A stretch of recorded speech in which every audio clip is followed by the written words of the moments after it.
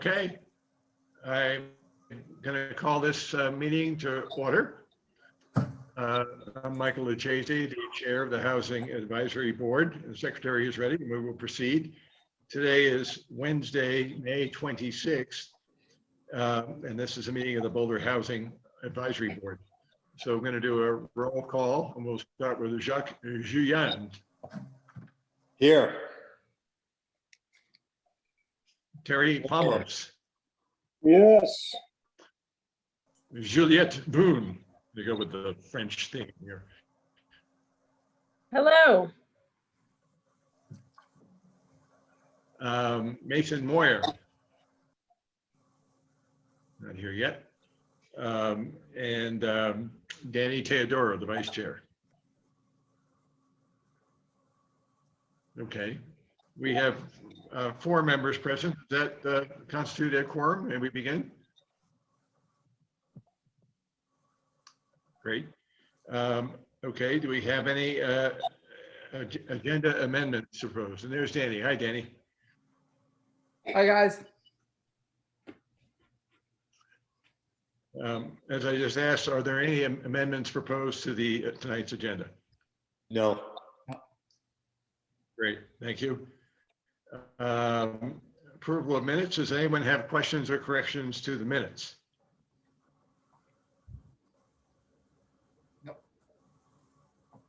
Okay. May I have a motion to approve the minutes of the last meeting on April 28th? So moved. Danny, thank you. May we have a vote on that? Approve? Aye. Aye. So done. So done. We're up to public participation. Has anyone signed up to speak? So Lynn's here. I assume Lynn would like to speak. Yep, she's got her hand up. Go ahead, Lynn, you have 3 minutes. Okay.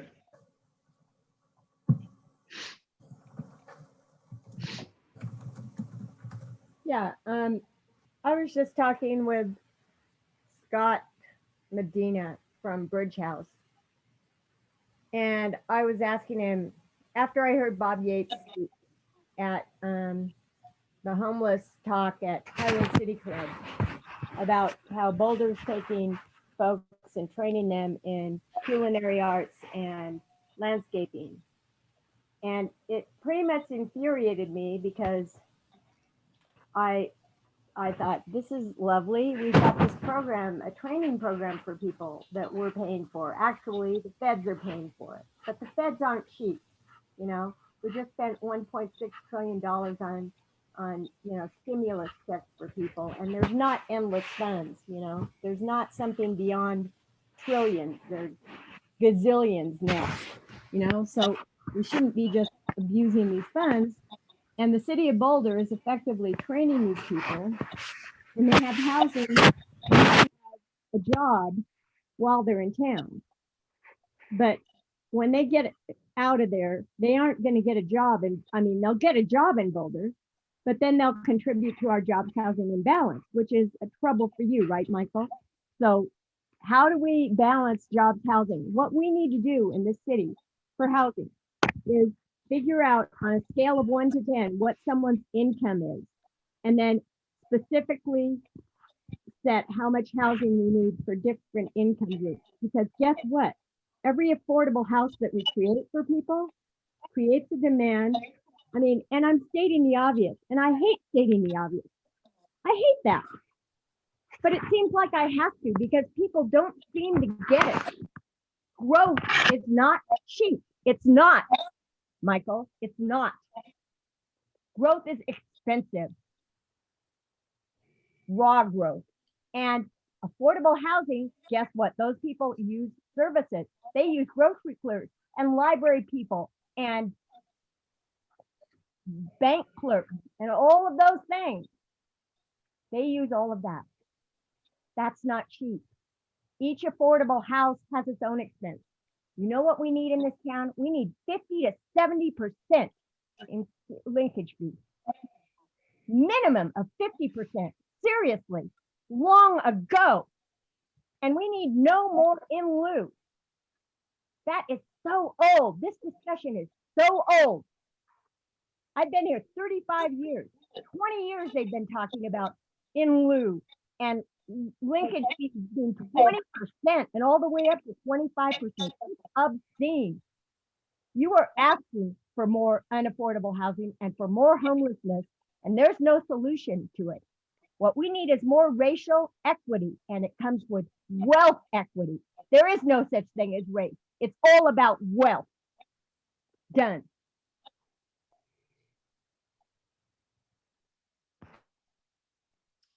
Thank you, Lynn. I think you used your 3 minutes well. Does any of our board members have questions for Lynn?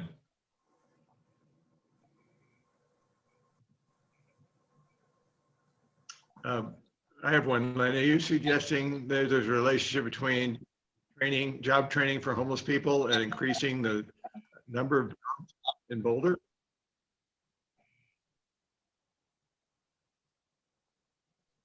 Job training for those homeless people is going to get them job training, but it's not going to get them housing in Boulder. Or if it is, and it depends on what the demography is of those people. If they're the ones that have lived in Boulder for more than 6 months that deserve to live here, and then they can get into Jay's programs, you know, then we're creating something for them.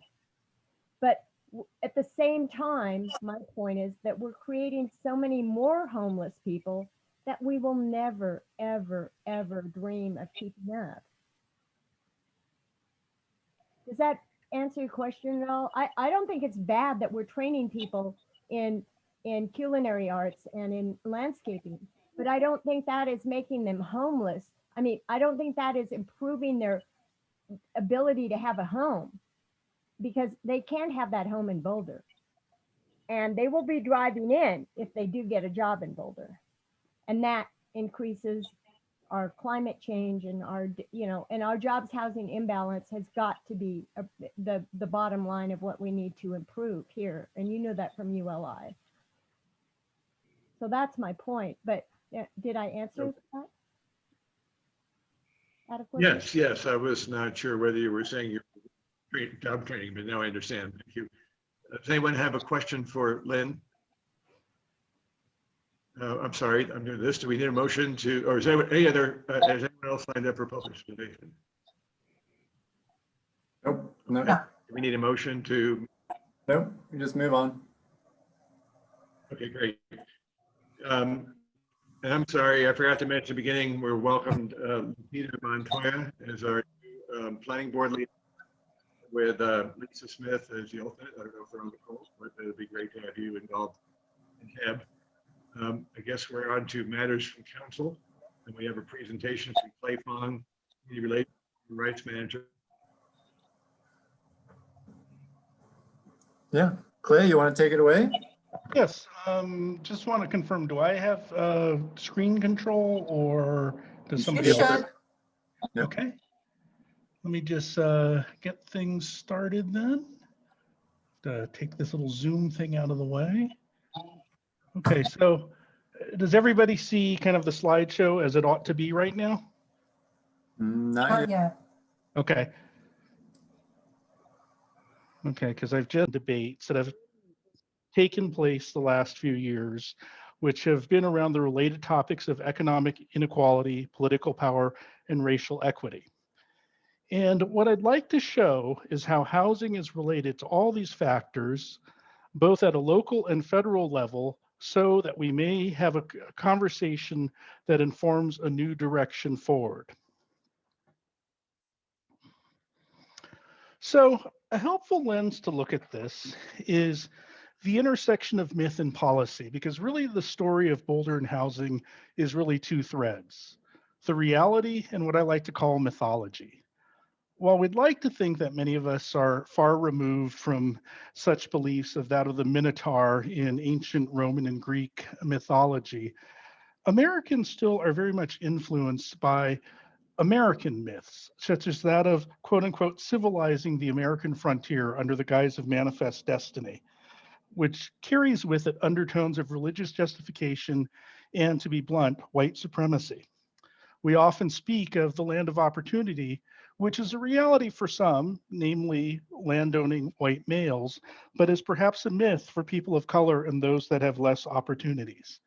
And it's with these two threads that we can examine the reality and the myth of what's happening both at the national level and in Boulder. Another key concept to grasp when making this sort of investigation comes from the author Ibram X. Kendi, who wrote How to Be an Anti-Racist. And Jay and I have discussed this, and we have found it really hard to find instances where this is not true. And it's where he notes that the actual foundation of racism is not ignorance and hate, but self-interest. Oftentimes, racist policies come about, according to Kendi, because people are coming up with rationales for policies that exclude but may promote their own self-interests. It is the creation of the other, that is to say, the differentiation of people of different classes or different ethnicities. It's these sort of artificial divisions that often stem from those that are in power and promoting their own economic self-interest. The prologue to this story comes in 1851, which is the Treaty of Fort Laramie, also known as the Horse Creek Treaty, which was signed a scant 2 years after the beginning of the sort of the California Gold Rush. California Gold Rush is, of course, a seminal event in the development of the American West, as for the first time we have tremendous amounts of mineral wealth that are of great interest to those back east. The United States government wished to create basically open lines of travel so that settlers can travel west on some of the classic routes, such as the Oregon Trail, the California Trail. And the treaty also didn't take away land at this point. Typically, what would happen is that when the U.S. government made treaties with indigenous peoples, there would be a first treaty which would establish a rite of passage, perhaps some settlements such as that of the cache that was supposed to change hands to build forts and roads. And then a second treaty would typically come about in which the land was then taken from the indigenous peoples. The key point here, though, is that the Horse Creek Treaty impacted 8 nations, including those that have had a key tie to the Boulder area. So the story of Boulder really begins in 1858. And this is kind of a story about the early years where the die is cast for the current circumstances that we live in now. In 1858, gold was discovered near Inglewood. Basically, since the time of the gold rush, there were always some conjecture that Colorado would have a degree of substantial mineral wealth, and that seemed to be borne out in the discovery in 1858. News travels quickly, and by October, we had the first white settlement in the Boulder area at the present-day site of Red Rocks Park. Chief Niwot met with the settlers there and essentially communicated to them that they were welcome to stay for a short period of time, but that he did not desire that they would stay for an extended period of time. In 1859, gold was discovered in Gold Hill, and by February of 1859, the Boulder Town Company was founded. So a couple of things to track here. First of all, Niwot and what happened to him and his relationships with the settlers after that initial meeting is under a little bit of historic debate. Some feel that Niwot later went to the settlers and relented and allowed that they could stay. And if this is true, other historians argue that he did so simply because he saw white settlement as somewhat inevitable and that it would cause great harm to actively resist this type of settlement in the Boulder area. As it was, the foundation of the Boulder Town Company was a violation of the Fort Laramie Treaty. And this is really kind of the first bit of exclusion that happens on the part of white settlers towards people of color in the area.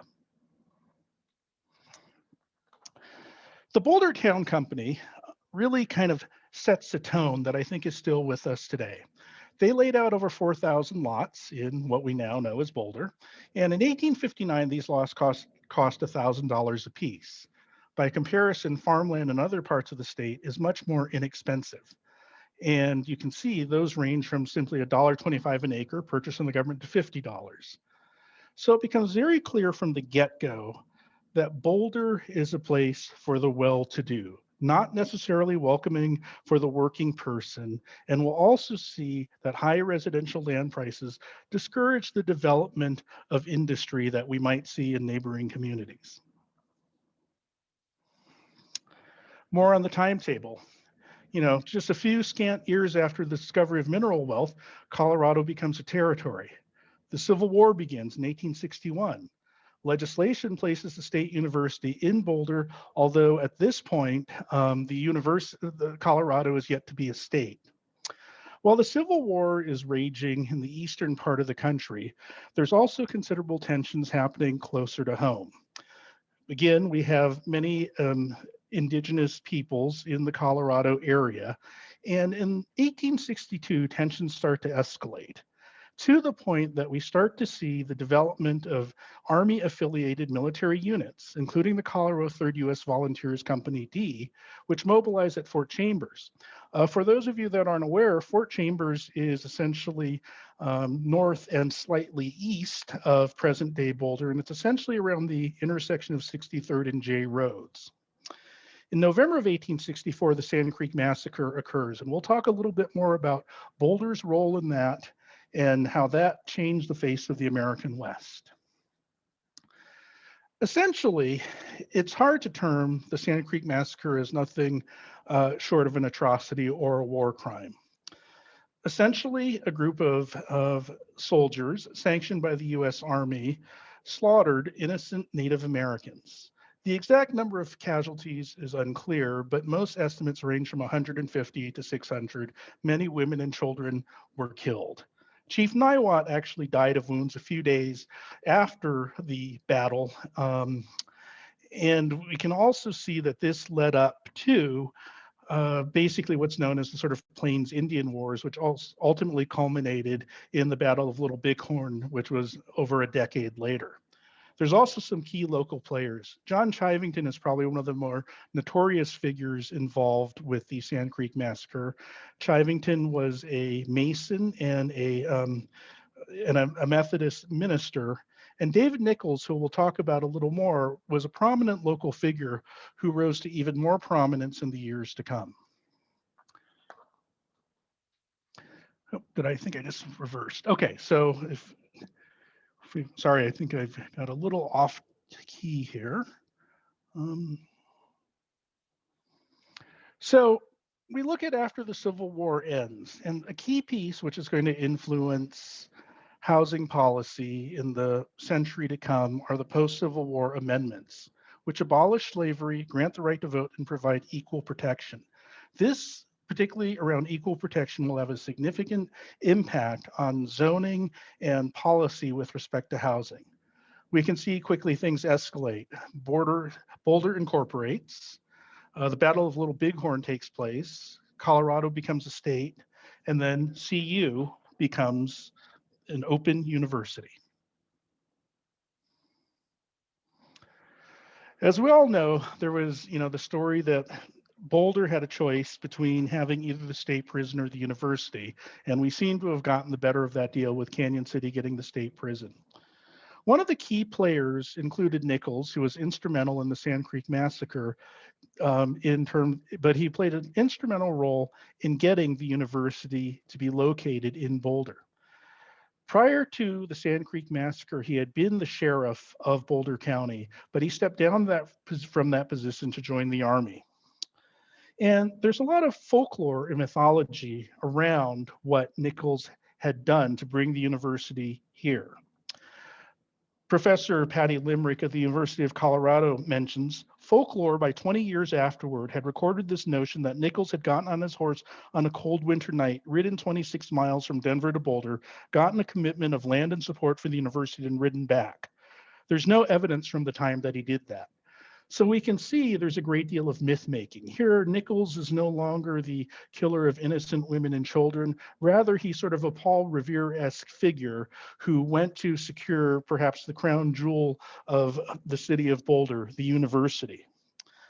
And it's interesting to note that in 1861, he had a residence hall built for him, named in his honor at CU.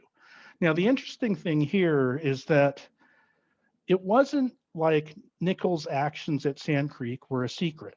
But Limerick helps to shed some light, and she states, in 1961, in the minds of those who proposed his name for a building, Nichols' war activities did not detract from his achievements. On the contrary, they added to them. And I think this raises a really important point about how we as Americans, particularly in the West, define the notion of civilization. Limerick raises this point in a very astute way. And she says, but to Nichols himself and to many of his Anglo-American contemporaries, the founding of universities and the killing of Indians represented service in the same cause.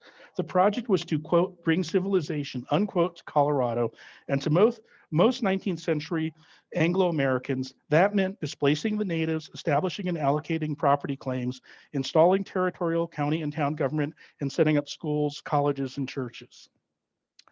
So basically, there was no negative consequence of what he did. And for the most part, culturally, this was to be celebrated. Perhaps incidentally, and this is maybe a portent of a sign of the times, in 1989, Nichols Hall was renamed Cheyenne Arapaho Hall in 1989.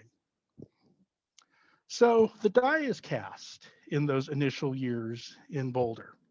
So a quick summary. Land was taken from Indigenous people, and exclusionary policies are already in place, namely high land prices that are a barrier to entry, the bringing in of a university. And while it's true that not all university towns are elitist, the fact that we had a university and a lack of more industry of the sort that we might find in other towns, such as mining or agricultural processing and the like, this creates a very specific character for Boulder that becomes reinforced in the earliest 20th century and beyond. In 1877, and now we begin looking at the rise of Boulder from 1877 to 1950. And this picture, it is believed, was taken in the Boulder area because, as we'll see soon, the KKK had a very prominent role in both Colorado and Boulder politics. And this is also, this is also, unfortunately, shaped the quality of what Boulder is today. You're probably familiar with Frederick Law Olmsted. In 1910, he wrote a report on the nature of Boulder. Olmsted was lauded as an architect, a city planner, a proponent of what is known as the City Beautiful Unit. And he creates a very sort of agreeable quotation in his report, talking about what people in Boulder are after. They're after a good lifestyle, essentially. They're not necessarily going to be of the highest, most elite classes, but they want to have a satisfactory life. Further investigation of Olmsted's report notes a very marked distaste for industry. And he very clearly says that pollution, noise, dirt, and those negative impacts of industry are not part of the Boulder character. He was very much in favor of preserving open space, of looking at creating great public spaces, which was part of the City Beautiful movement that he was very much part of. But it's important to note, and this sometimes gets lost in the shuffle, that the City Beautiful movement was really a response to immigrant communities in densely populated cities, and a feeling that the other, that is to say immigrants and people of color, would actually cause damage to property values. So we have both the self-economic interests of property owners who may be in the middle and upper classes, as well as this mythology of creating a community that lives at a certain aesthetically pleasing level, but in fact may be part of a broader scheme of more covert racial exclusion. And perhaps we get a little bit of evidence indicating this. In essence, Olmsted was a segregationist. This is a later quote from him after the 1910 report, which he basically says you really can't put different races together because then a development cannot succeed economically.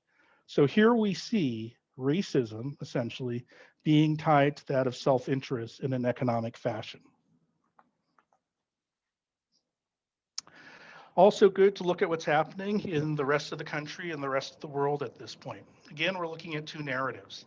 1917, the case of Buchanan versus Warley, which essentially outlaws racial zoning by saying a violation of the 14th Amendment. Again, the post-Civil War constitutional amendments. So the narrative is that such zoning is illegal, but the reality is far different. But there was also a movement to have more people owning homes in the United States at the time. Woodrow Wilson's presidential administration feared, in the wake of the Russian Revolution, that if Americans didn't have more opportunities for home ownership, that could set the stage for a similar revolt within the borders of the United States. But it was also very clear that this was not going to be an opportunity equal to all. And what happened in the 1920s is that the federal government began to work with cities to essentially adopt zoning ordinances that might not have been blatantly racist on its face, but had the overt intent of protecting middle income neighborhoods from lower income folks, namely people of color and recent immigrants. This was supported not only by the government and thought leaders such as Olmsted, but also by the real estate industry. As part of this movement, Irving B. Hyatt, president of the National Association of Real Estate Boards, noted, "A realtor should never be instrumental in introducing into a neighborhood members of any race or nationality whose presence will be clearly detrimental to property values in the neighborhood." So this was in the mainstream of thought, to be exclusionary while upholding a myth that there was in fact equal opportunity for all. Here we just have a little bit of a timeline about what's happening in the West. We see the first Latinx graduates from the University of Colorado. We also see, and let's keep our eye on this number, the African-American population of Boulder in 1910. Also in 1914, the first African-American student did graduate from CU. And we'll be talking a little bit more about the African-American experience. Suffice it to say, though, early Black families in Boulder enjoyed little job mobility, being limited to menial work as day laborers, janitors, and servants. They were confined residentially to a neighborhood known as the Jungle, which is now known as Central Park, which was a district of rundown houses and temporary structures. And there is very little opportunities for upward mobility. Often after giving this presentation, I'm asked, why is it that African Americans don't stay in Boulder? And I think, part of it has been that the opportunities have always been limited. And to be frank, Boulder has not been that welcoming to people of color. And we'll talk a little bit more about that and maybe put a little bit more of a face on that in a moment. The other key piece is we start to see other groups coming into the Boulder community, but also being marginalized. Eventually, the Jungle area was abandoned, and then African-American students were prohibited from living on campus until 1940. So they primarily were found in the Goss Grove neighborhood. But in the 1930s, Latinx population began to increase in that particular neighborhood. It's also worth noting that in the 1950s, the population of African-Americans in Boulder had actually gone down from what it had been decades before. Let's talk candidly about white supremacy in Boulder in the 1920s. Boulder was a Klan stronghold. But like I said, I want to put a little bit of a face on what Boulder was like. This woman that we see here is Lucille Buchanan, who was the first African-American woman to graduate from CU Boulder. At her graduation ceremony, she sat eagerly awaiting her name to be called when out of nowhere, a white woman came up and said, "I'll be your partner in this, Lucy," and handed her her diploma. She was denied the ability to walk with her fellow students, and as a result of that treatment, vowed never to return to CU. She lived a pretty long life. I believe she was living up until the 1980s, and she did make good on her promise not to return. And I think this incident sort of summarizes what many people of color have felt their experiences have been in Boulder. Let's talk a little bit about the rise of the Klan as well. Essentially, the Klan had its second rise in the 1900s. This was the time when we saw the the beginning of what's called the notion of the lost cause, which we know is where the Civil War is viewed through a lens that is favorable to the Confederacy, and where one moves its roots away from that of slavery, which was really the root cause of the Civil War, and to that notion of states' rights. Popular culture embraced the rise of the Klan through just increased membership, but also with respect to films such as Birth of a Nation, one of the early epic silence films that did romanticizing of the rise of the Klan and portrayed them as heroic folks that were essentially preserving the character and integrity of America. The Klan had also, by the mid-1920s, taken most of the major political offices across the state. In 1924, they had won most elections, but also the Klan had a large-scale and open presence in the Boulder area, including initiation rites of hundreds of Klan members in North Boulder, public parades in both Longmont and Boulder, and in 1922, there were 4 parades through Boulder, including one that had nearly 300 Klansmen, 63 cars, and a float covered in white. At the same time, we also saw other groups being targeted. The county commissioners passed a 1932 resolution funding deportation of Mexican families to the US-Mexican border, saying that there was no prospect of them finding employment here.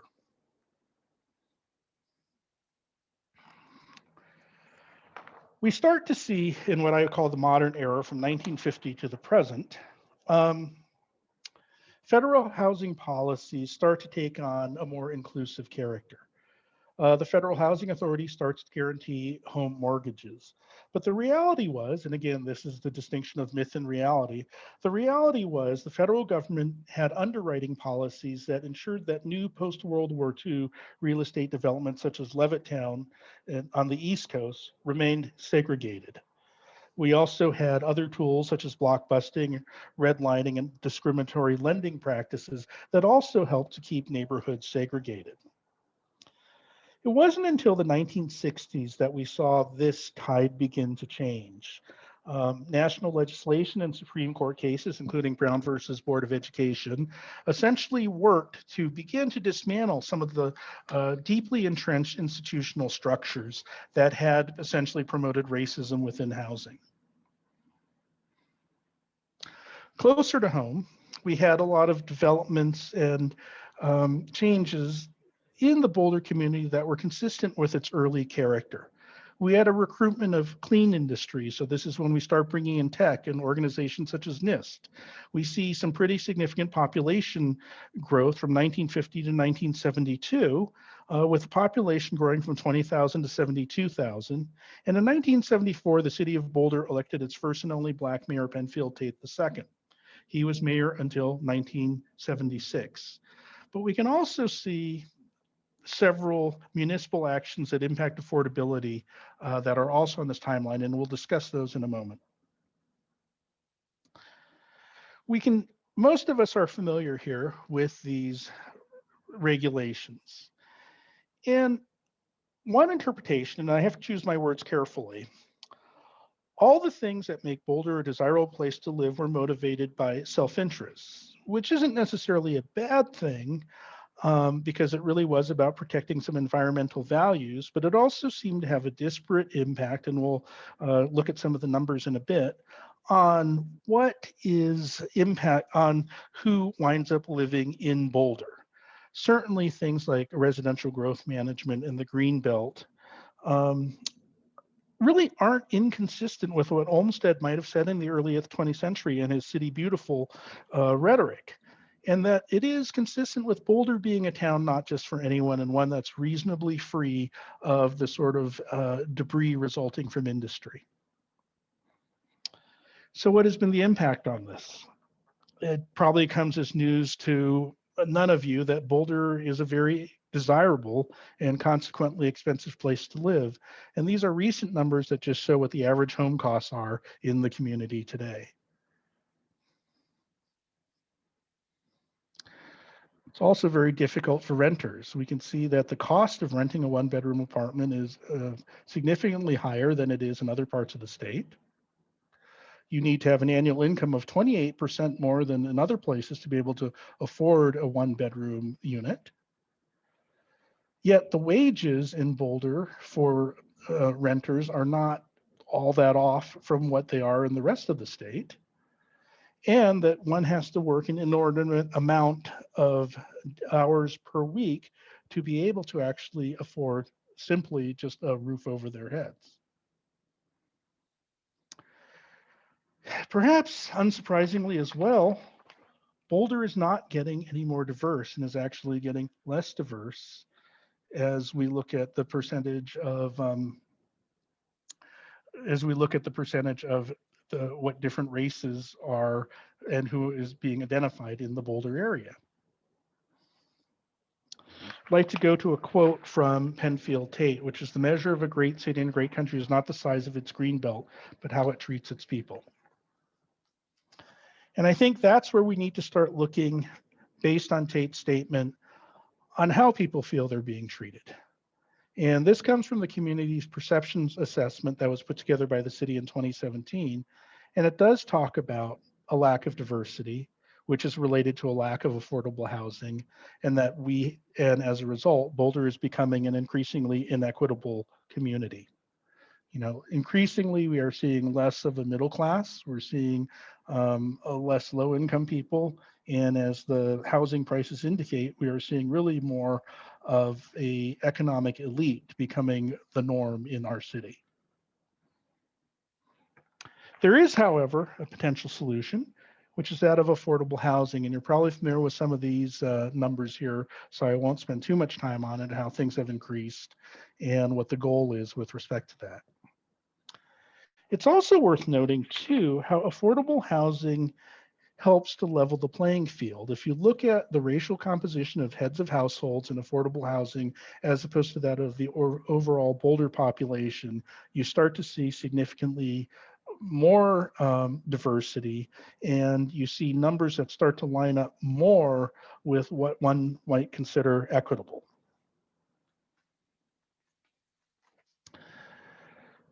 Residents have also identified this as a priority. And I think that, oftentimes we've been talking about how do we make Boulder a more welcoming and inclusive place. And I think popular opinion supports the notion that affordable housing is an effective tool in making this happen. So what do we do moving forward? I close with a couple of statements from Kendi, from his book, How to Be an Anti-Racist. And he talks about racial inequity and lack of racial inequity. And basically, an example of racial inequity would be if there were relatively equitable percentage of all three racial groups living in owner-occupied homes in similar numbers. Clearly, that's not the case in Boulder, and a very strong argument be made that we do not have racial equity with respect to housing in our community. It's also important to note that he defines a racist policy as any measure that produces or sustains racial inequity between racial groups. An anti-racist policy is any measure that produces or sustains racial equity between racial groups. But what's also important to note here is that it's not necessarily the intent of a policy or people that may have inherited certain policies, but simply what is the impact. Because I think there needs to be a separation between, people perhaps defending what the intent was with something, as opposed to looking at, well, what is the intent and how can we resolve that? And I think that's what we really want to talk about moving forward, is how do we shape a new conversation moving forward that enables us to critically examine old policies and look at their impacts on racial equity, and how can we address those to create more equity while peeling away the layers of pernicious mythology that have blinded us to some of the harsh realities of what's actually happening in our community. Thank you for your time. That's great. Thank you, Clay.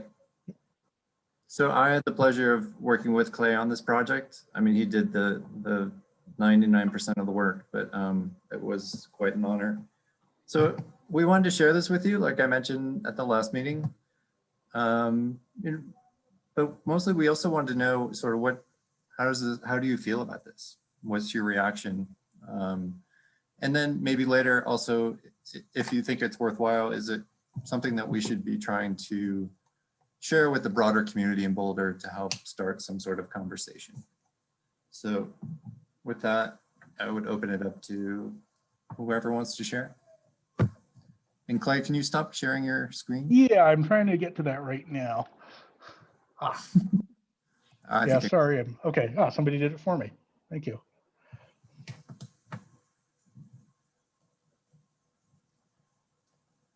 Any comments from board members? Okay. John. Yeah, I mean, I have some comments. First, Clay and Jay, I mean, thanks so much for that. That was great to see. And, laid out in that timeline, I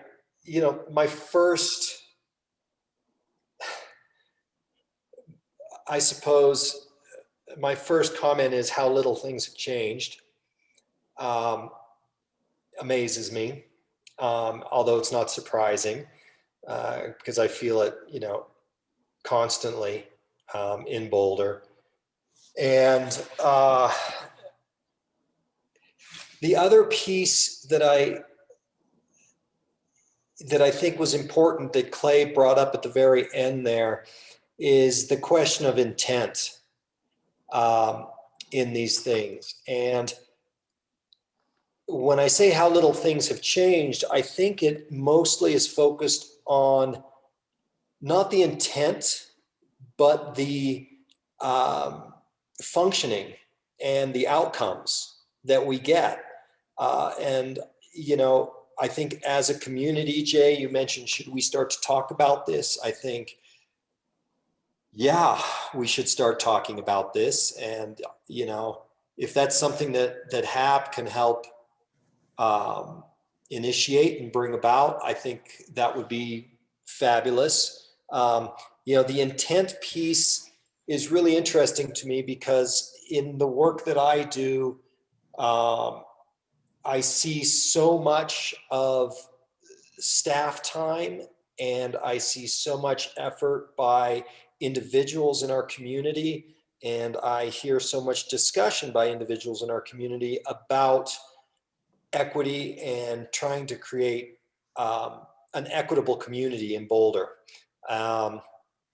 And when I then engage with so much of the city process, not the individuals who are working within the city structures, but when I engage with the process, and I think this maybe is the same thing that struck me with the quote, I read the newspaper cutting about the Mexican-American families who were being sent, provided with transportation to get to the border. And I think that intent, if you had spoken to people at the time, may have been very similar to what we feel our intent is. And sometimes it's cloaked in other things, but the function then of the city processes are actually to exacerbate the very problem rather than engage with the solutions. And, I see it in our realm and things that we talk about on the board with the challenges of permitting ADUs within our town. We have every intent of making ADUs more accessible, easier to get, easier to build. But the actuality of trying to move through the city processes is not helping people do that. And it's incredibly complex and incredibly frustrating. And so I think that's where a disjunct is within our community. And I think it's really critical that we talk about it. The last thing I want to say is, I think this also brings up a really interesting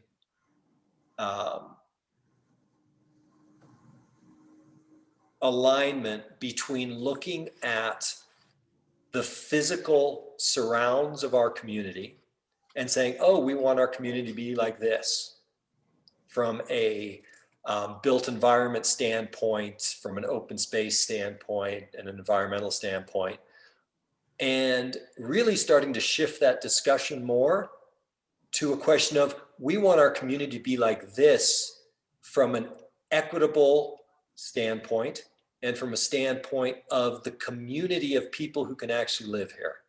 Had a discussion with a woman passing by my house this morning on the street, and we started talking about this a little bit, and she was, her concern about her children who were born and raised in Boulder and are exiting Boulder very shortly.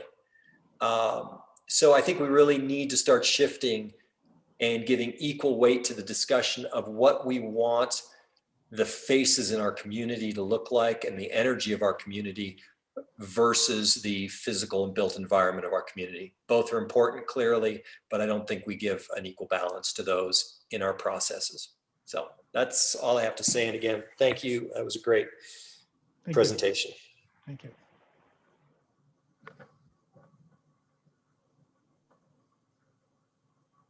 Michael, you're muted. Sorry. Danny, you got your hand up. And you're muted. Yeah. Danny. Am I muted still or? Okay, good.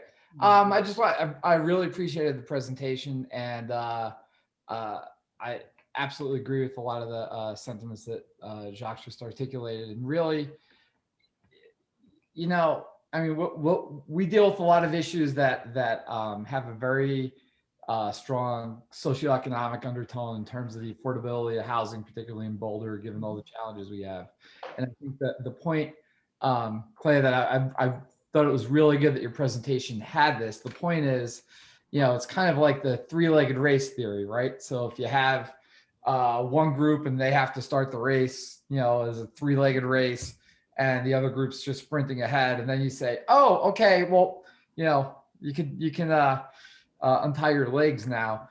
The race is already half over. And I think that when we're dealing with land use issues and Boulder and property, and you look at people who bought their house for $200,000 30 years ago, and now they're selling it for 1.2 or something like that. That's all part of it. So that the land use issues, the one thing I'd say is intent. I think that there's certainly a lot of people whose hearts are in the right place and trying to effectuate better policy. But the problem is, all the policies that we have, inevitably, when you're creating those socioeconomic issues, you're also creating those racial issues because of the fact that you have to deal with that disadvantage. And so when we're dealing with land use, which I've been practicing in land use for almost a quarter century now somehow, but inevitably things like zoning really have a strong potential to underscore the racial divide that was probably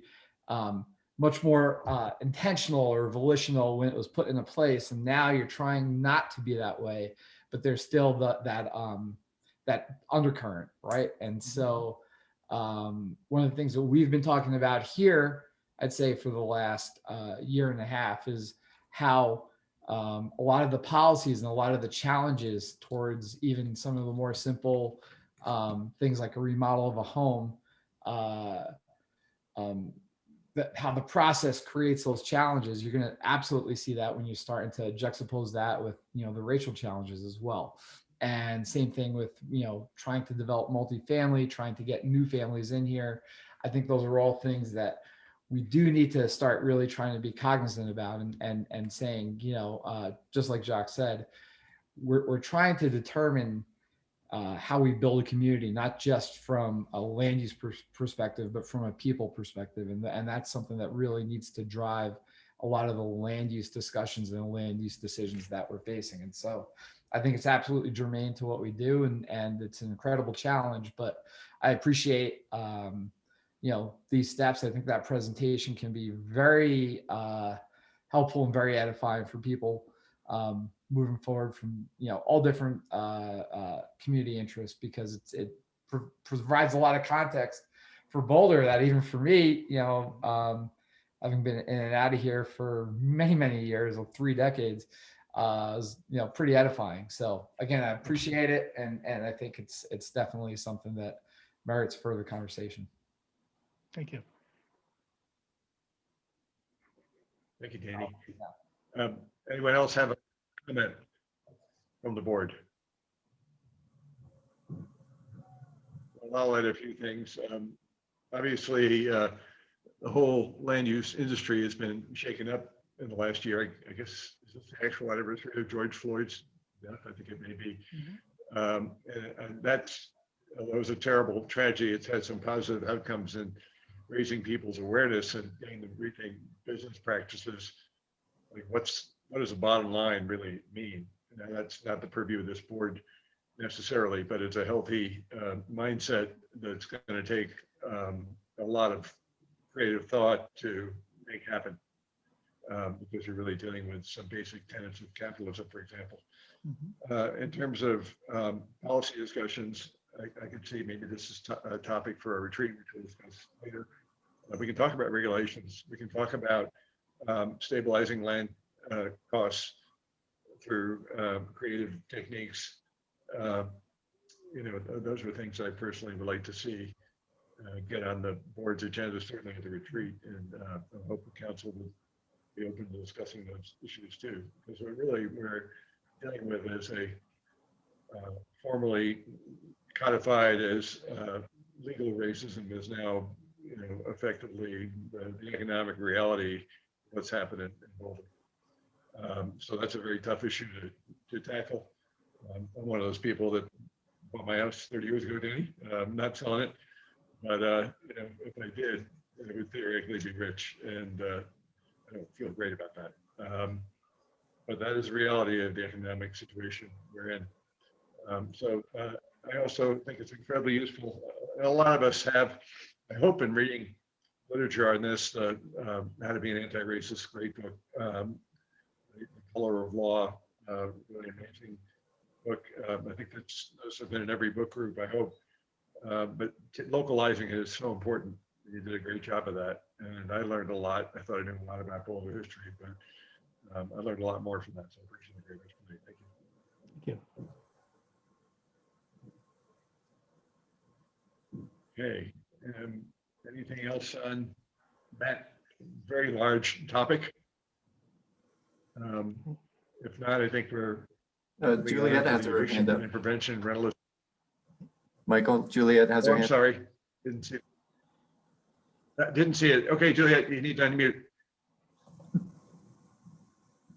Sorry, I've now put up a couple of hands and I don't know what they are for.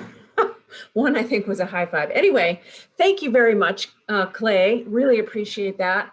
And thank you to others for sharing the comments. And it just brings to light that for me that what was going on all over the country during that same historical period was going on here in Boulder. And we don't really think of it in the West as much as we do in the eastern part of the US in terms of the Civil War piece of it. But I was curious in terms of solutions to this problem.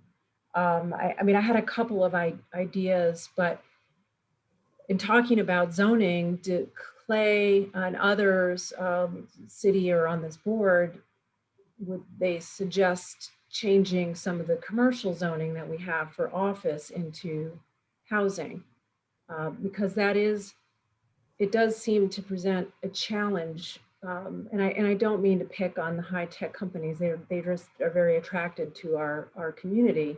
But when we have the arrival of high tech companies and industry, it tends to attract not necessarily a workforce that lives here, but rather a workforce that is coming from other typically very high cost of living markets. So I saw your mean housing price there on the screen, and I would submit to all of you that if you were moving here from Silicon Valley, that would look pretty inexpensive by comparison. So I see that part of the story is the mix of employment opportunities that we have in this community, and that being part and parcel to driving the cost of housing and making it less accessible And would we be well served to change from a zoning standpoint, a commercial zoning to more residential and retail that serves the residential dwellers? I mean, that's kind of my question, and I'd love to know what other solutions people have in mind to these challenges.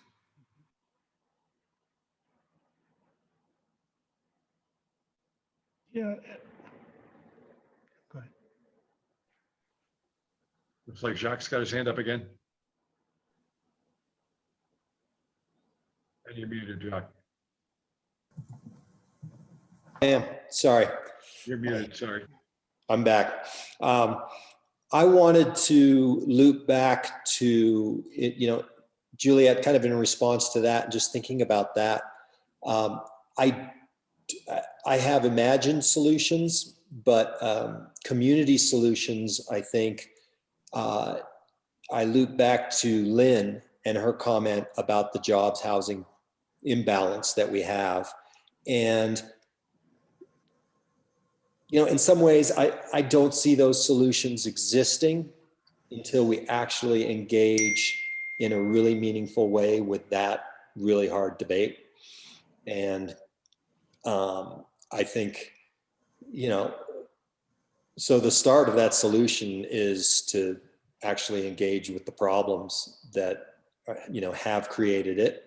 And both what Clay's brought up tonight and what you are alluding to and what Lynn brought up.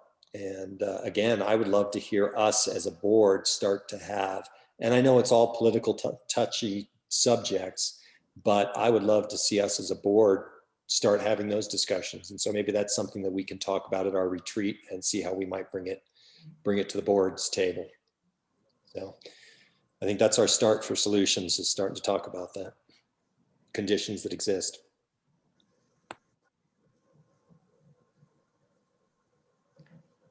Thank you, Jacques. We're going to have a great agenda for that board retreat. Does anyone else have a comment before we move on with our agenda tonight? If I just may have a final observation, because actually what I've heard from all of you has been extremely helpful, but I think, like Juliet, hearing your potential solution and your raising of the tech industry as being an issue of this, I think it supports the argument that we've been going down a certain path since the 1800s, and the influx of tech money and culture is still very much part of sort of a direct vector of all of that. In some ways you can make a good argument that Boulder is as much a suburb of the Bay Area than it may be of Denver. And I think this to me just indicates, and the feedback I've gotten from all of you, is that we can educate the broader community about, while we have all these things that we viewed as net positives, let's probe a little deeper and see what some of the impacts have been and how this has led to things like people from very expensive places saying, well, it's not all that expensive relative to where we are. But I think it's really time to question some of the assumptions behind the decisions we make. I mean, in a way, I feel it's like, you have a multi-generational family, and the initial family builds the fortune. The initial family members, the first generation, builds the fortune of the family by doing things that maybe are questionable. But, by the time you get down to the third or fourth generation, everything seems legitimized and okay. And there's that veneer of respectability. And, I think we need to look at the origins of, Boulder's a great place, but how did we get here? And, what were some of the assumptions that we need to question, and where are we going? But thank you for that opportunity. Thank you, Clay.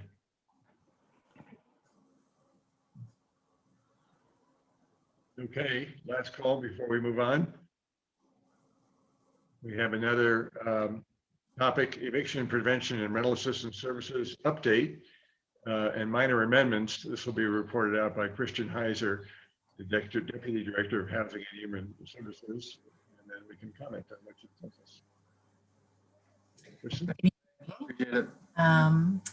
So it just seems really, I just always appreciate Clay's work and Jay's work on this topic, and it just is, seems like a nice transition into this conversation, because while we'll be providing an update on the eviction prevention and rental assistance program, it does present a small one tool that we can use to really look at equitable access to resources. That's one of the things we're trying to do with this program.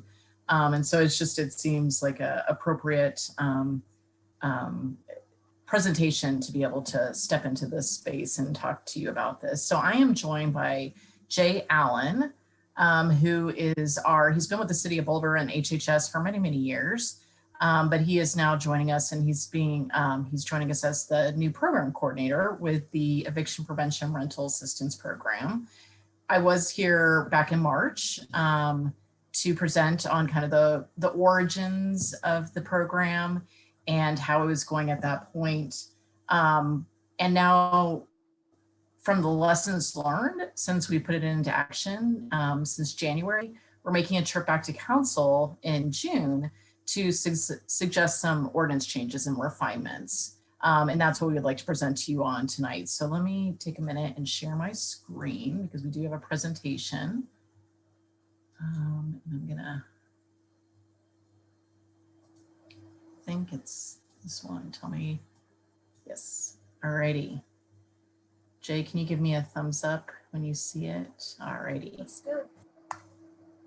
So yeah, so you heard us back in March. We came that night. It was Karen Armstrong and myself, and we were talking about how how Ordinance 8412 was passed back in November, and how we stepped into pretty quickly to launch this program, just because it really provided an opportunity for us to shore up a lot of the program we already had in place and take advantage of this great community support for this type of work and this important tool for our community members to be able to maintain their housing. And like I said, any ordinance or new program, since its inception in January, there have been some lessons learned. And these learnings have informed a few proposed amendments to the ordinance, really focused on clarity and efficiencies to the program to make sure it can be as effective and as efficiently accessible to our community members as possible. So tonight we're going to review the proposed changes with you, and we're going to be seeking your feedback. So we're going to go through the presentation, and then we would like to open it up to questions and any other insights you might want to share with us about how this program is evolving.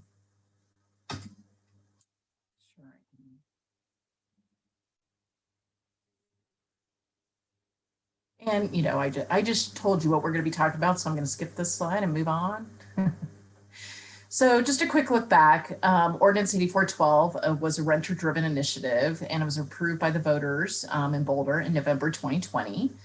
And how we saw that is it really affirmed Boulder community's commitment to being a welcoming, inclusive, and diverse community. By approving this measure, it just really asserts that the community is committed to making sure that all individuals can access and protect their housing options. Ordinance 8412 established a rental licensing tax to operate and fully fund a program to provide housing supports, including rental assistance and legal representation to tenants at risk of eviction.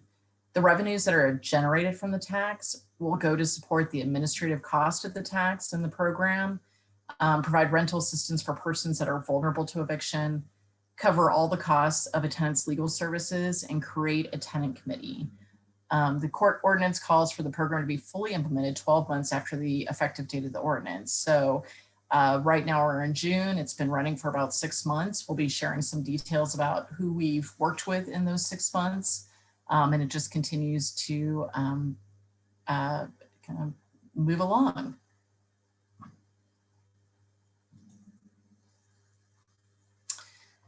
So since January, again, this is just a little bit of a revisiting of what you heard in March, is that we executed a contract with nonprofit Bridge to Justice to provide legal support and representation.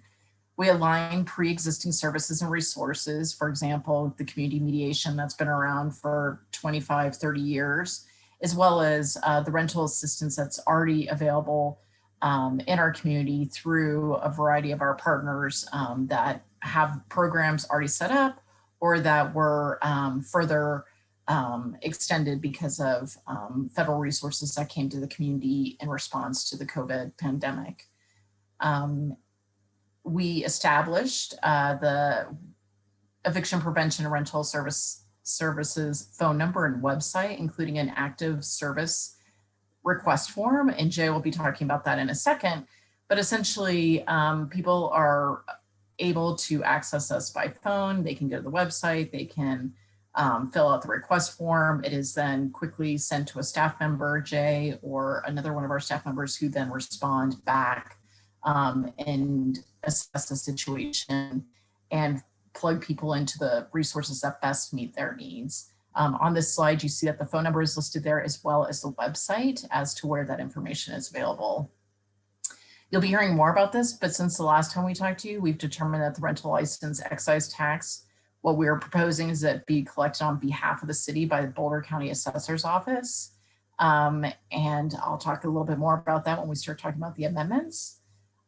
We have also asked and was approved by City Council to appropriate a little over $1 million from the general fund to cover startup of program costs until the revenues from the rental license excise tax are received. And once those are received, we will then reimburse the general fund and repay these startup funds that we've received to get things going. We've established a financial rental assistance fund that's accessible to clients. We initiated the recruitment of the Tenant Advisory Committee that we're aiming to be seated in the beginning of Q3 of Q3 of 2021. And while we're on this topic, really want to put a plug in for that. I think we've been recruiting for about 2 months now, and actually, and we've done a pretty extensive outreach around our recruitment through social media, through our community connectors, through our boards and commissions. We have not received enough applications to actually do a selection process quite yet. So just really want to put a plug in to help us, to you all, to help us get the word out to recruit tenants to serve on that committee. Just as a side note, they do get paid $1,000 a year to participate. So there is a nice financial incentive to help participate in that, to really facilitate their ability to be a part of this work. And then finally, we hired a full-time eviction prevention rental assistance coordinator, being Jay Allen, who I'm going to ask to unmute himself. And he's going to share a little bit now about how the program works and how it's been working for the next 2 months, for the last 6 months. And then I will pop back in and talk about the amendments. Yeah, hi. So I'm Jay Allen. I've been brought on to help with this as on a full-time basis, and I have been working with the city for a long time. So yeah, so I wanted to sort of talk about how we see things working with the program so far. We have been operating since January with what we've had. We're still building out the program. So you can sort of see here on this slide, we kind of think about these three different ways that we want to interact with people, and I can talk a little bit about sort of some generalized case studies without any specifics in how we're seeing those cases move through our system and what outcomes we're seeing. And when we see that sort of first contact pre-eviction court and then Boulder courts system, we tend to believe that the earlier we can be involved with somebody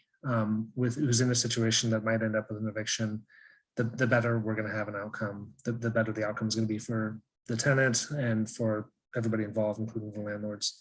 So first contact can come through that online web form. It can come through a referral from another agency, and it can come through the message line that you see there. We also, some folks are going directly to Bridge to Justice, the law firm that we're working with, and sometimes we are seeing people come from there and being referred to us because they're not quite at the stage where legal assistance is going to be the most apt thing to help their situation. So that first contact piece, we really want that to be as early as we can. Information is going out with some kinds of eviction filing paperwork, including our number and website, so people have access to it. That's seems to be one of the big ways that people are getting the word about the program. We're starting to see some people just word of mouth. We did have some press last month, and we saw a lot of people reach out from that. And I had a person call me from Florida who had seen the press piece and had a relative who had some issues in Boulder, and they called me that way. So that was interesting. So first contact can come very early. What we want to kind of see there, somebody is starting to have an issue with their landlord, an issue with lack of funds to pay their rent, for example. They reach out through either the online form or through the phone line. And our first preference is to connect them to mediation and other kinds of conflict resolution tools without having to go through the court system. So, we have seen that be successful in cases where somebody would reach out, we'll have a mediator contact them, they'll work with a mediator, they'll get a mediation set up, and they'll reach an agreement and possibly reach rental assistance through us or through another agency that resolves the issue before anything else happens. And that seems like a really good outcome. The pre-eviction court, we are working with the courts right now. We get our dockets for the next week about a week ahead of time. That shows all the eviction cases that are going to be heard for the following week.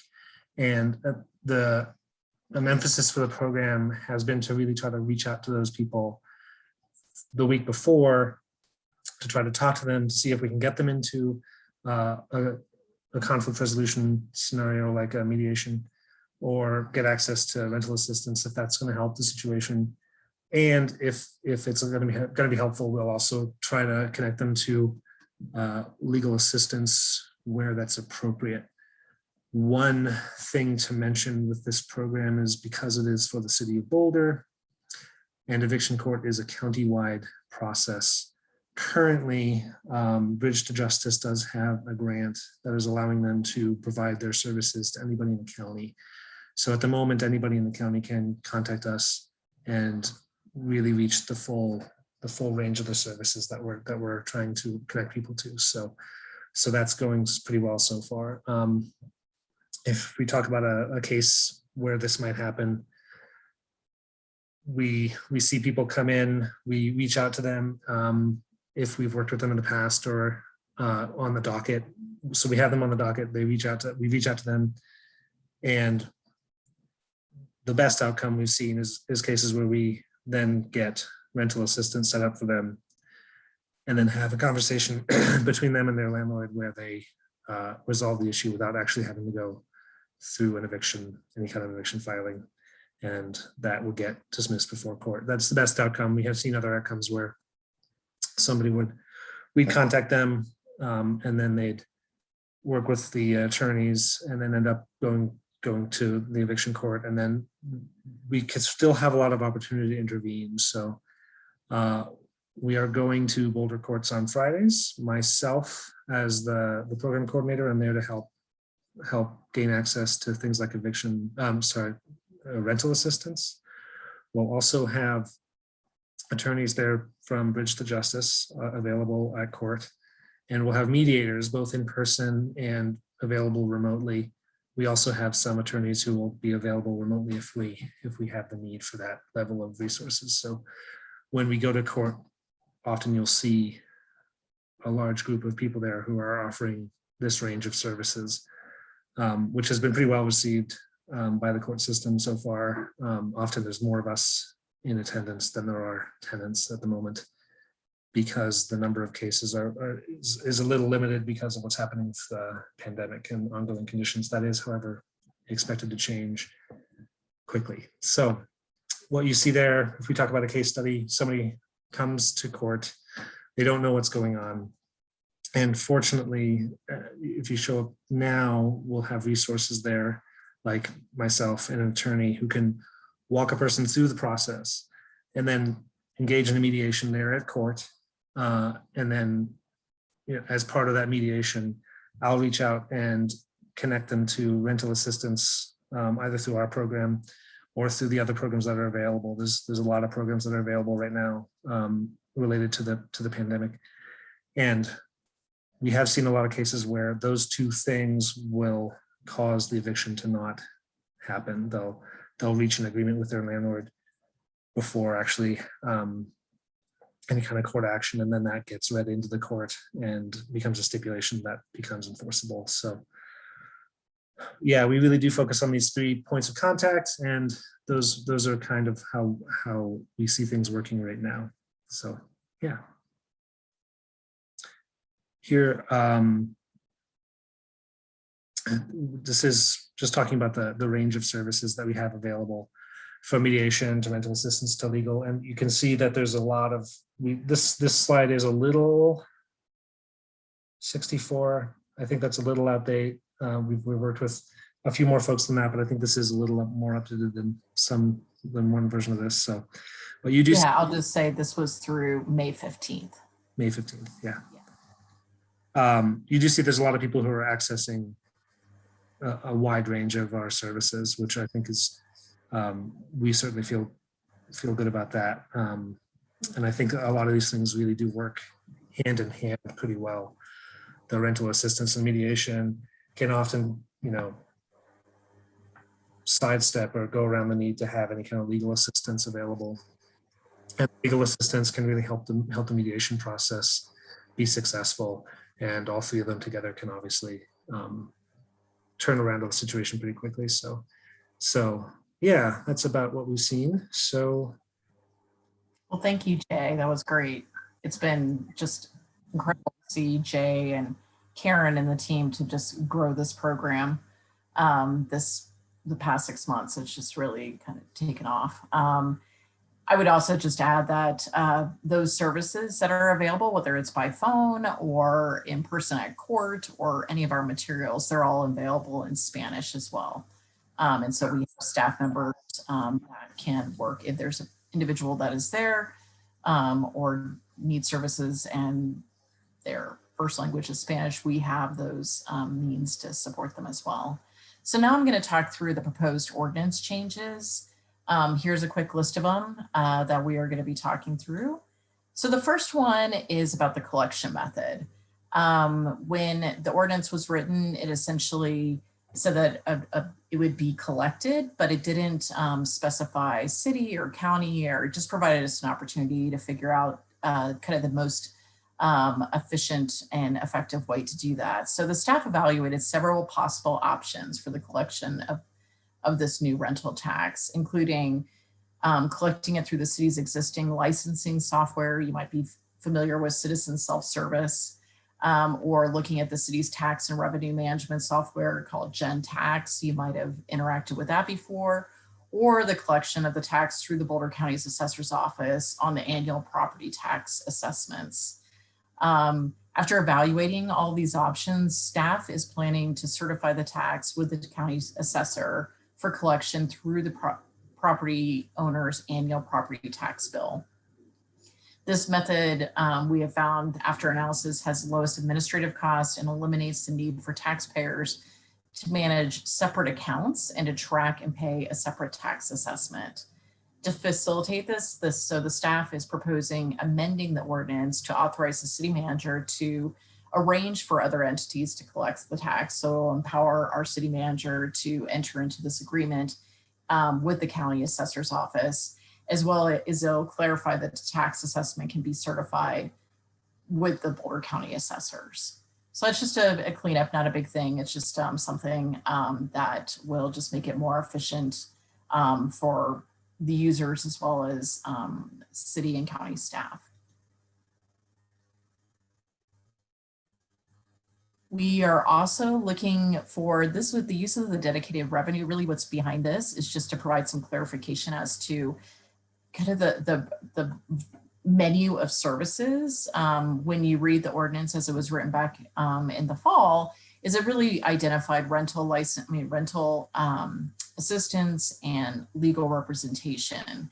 And as Jay just presented, we want to have as much latitude to be as creative and as responsive as needed. And so the proposed changes is really to provide us the flexibility and the agility to meet people where they're at and to kind kind of make sure that they are, that what is needed to maintain their housing is we're able to employ and offer. So going back to just reiterating what Jay said, considering that earlier interventions lead to more successful outcomes for landlord-tenant matters, we're proposing that the ordinance kind of spells out the menu of options and kind of prioritizes and highlights the need for things to be early interventions. So bringing in rental assistance, bringing in dispute resolution, encouraging community mediation, and then really trying to have legal advice and legal representation really being the kind of the last option, but all of those being included in there. So the proposed language that will be going to City Council for consideration simply allows for early intervention for a tenant at risk of eviction. In addition, staff is proposing an expansion of those services, as I just said, to include dispute resolution services and other financial assistance beyond that. What the financial assistance might look like is it could cover the costs of a tenant's expenses to transition to a new or temporary housing.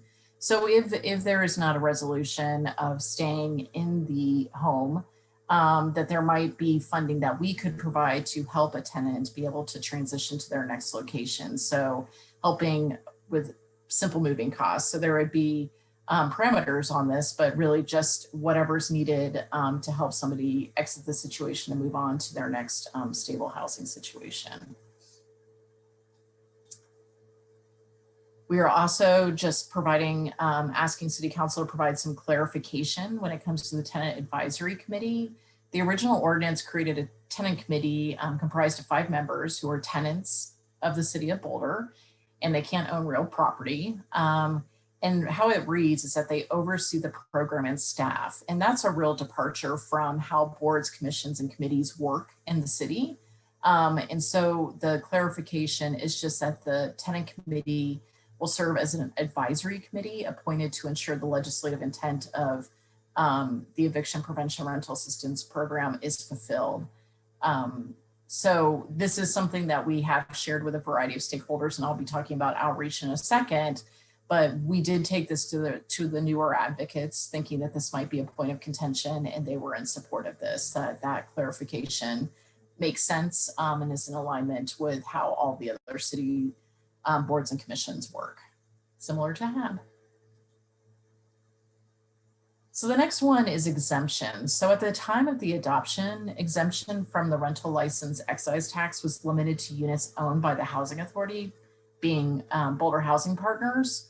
And that is based on state statute that exempts Boulder Housing Partners properties to be exempt from local taxes. And in January, City Council requested that city staff look at that to determine if there were other exemptions that might be considered. And so we looked at 3 different options to consider no exemptions except for the housing authority units per the state statute, exempt only units owned by nonprofit and tax exempt status. That was one of the options that was kind of expressed publicly by some affordable housing providers, as well as City Council specifically asked us to look at that. And then finally is to exempt all units certified by the city as low income rental units currently exempt from the city's rental license fee.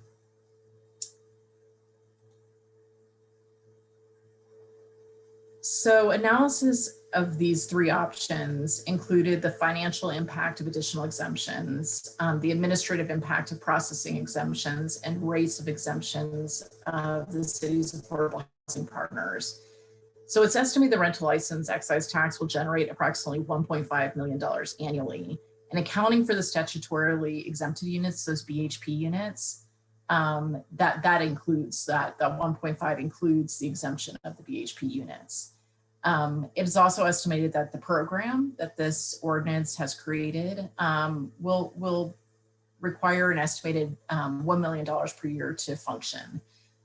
So the financial impacts of these exemptions are reflected on this slide. So The 109, the 109,000 represents housing authority units already exempted per the state statute. So that's accounted for in the 1.5 you see at the top.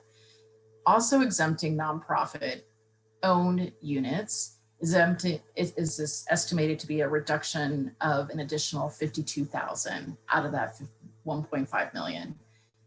And exempting all city certified units, which includes the nonprofit units, is estimated to be in a reduction of 66,000.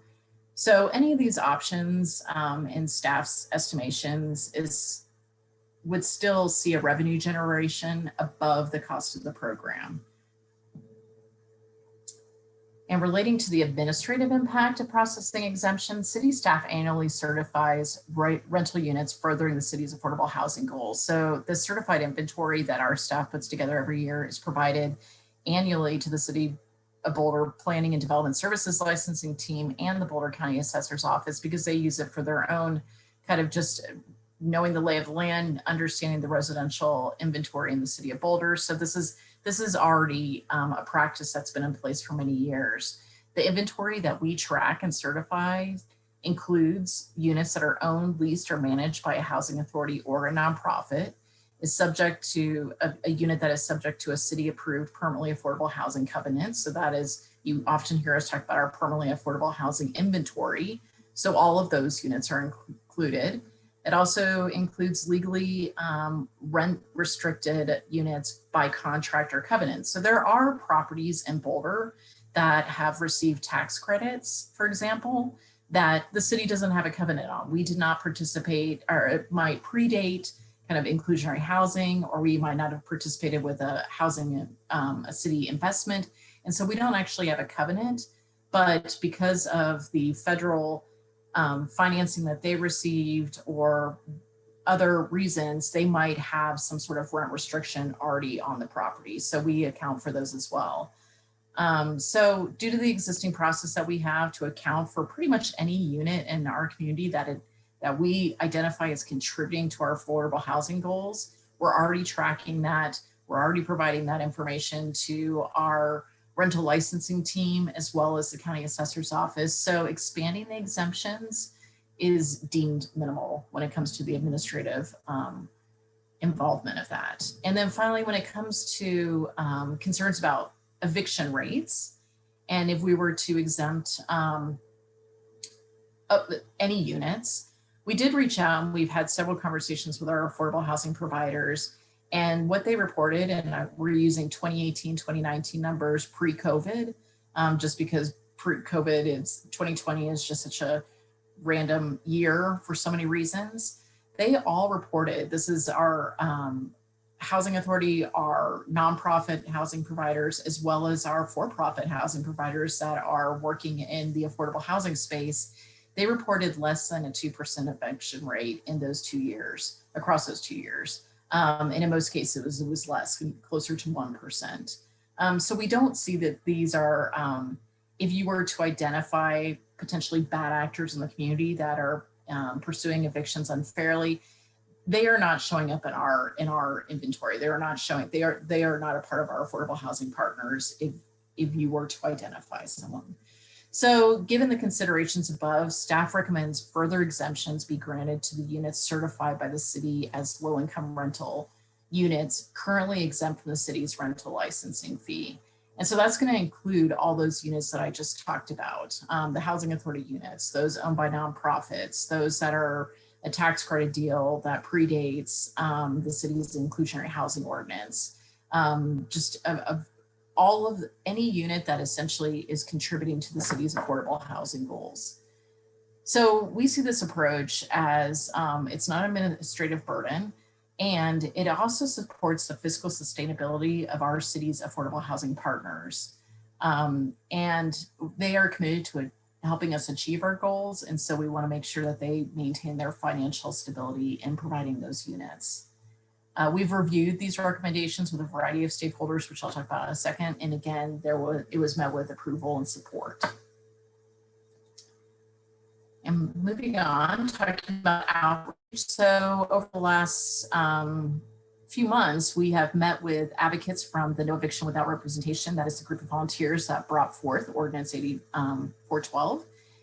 We've also met with the Boulder Area Rental Housing Association. We've met with our affordable housing partners, Bridge to Justice, City of Longmont Community Mediation Team, as well as manufactured housing community property management representatives. The reason we met with them is because of the how manufactured housing communities work with the rental of the land, or having a lease of the land and then owning your home on top of the land, that they too are protected under this ordinance. So a manufactured housing community resident would be able to access these services as well. So we thought it was important to reach out to that representatives that work in those communities. And generally we found, I mean, not generally, so there was conversation, some finer points that they wanted to, that they have suggested. We have worked those into the recommendations that we're making to City Council. So they are represented in the information I just shared with you. But generally, and across the board, they express support of the recommended ordinance amendments. Finally, if that wasn't enough outreach, we actually then sent emails and postcards to almost 7,000 rental license holders across the city. Feedback resulted in us deciding the city to recommend starting collection for the 21 year, because that's what the ordinance required, that it would be collected during the 22 year, and with the collection period being between March and June. And so that's June of 2020 will be the deadline for that. And that was informed, we were looking at a variety of things of starting to do collections in 2021. It just seemed to be most fair to our property owners to be kind of preparing for this additional fee. And so this is where we've landed. So that feedback informed us pushing this out to next year for collection. 63% of the respondents support collection through the annual property tax. And finally, 54% that we heard back supports exemption of the permanently affordable rental units. So with that, I'm going to ask for any questions or feedback on any of this.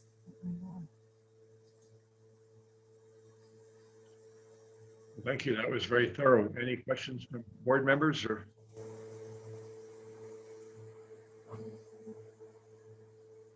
Danny? Go ahead. You're on mute. Can you hear me? Yeah. Yes? Yes. Okay. So is this comments too, or just questions?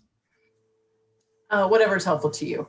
Okay. So I think this is great, and I really appreciate how thorough it is, and some of the improvements that have been made, obviously through painstaking, meticulous process. Sorry, it's my son in the background.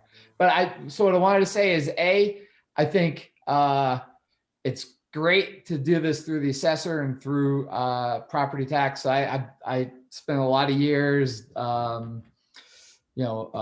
working as a municipal and county attorney, and so I think it's a really effective way to have it that's user friendly and very systemic, and really provides statutory means of collection. So I think that's terrific. I think that Kristen, some of the things that you talked about the emphasis going towards dispute resolution and kind of information in the beginning, that's one of the things that I would absolutely stress. Having dealt with all facets of real estate law for decades, I would say that what I've seen so many times, not only residential leases, but commercial leases, is that often both sides, the landlord and the tenant, can really,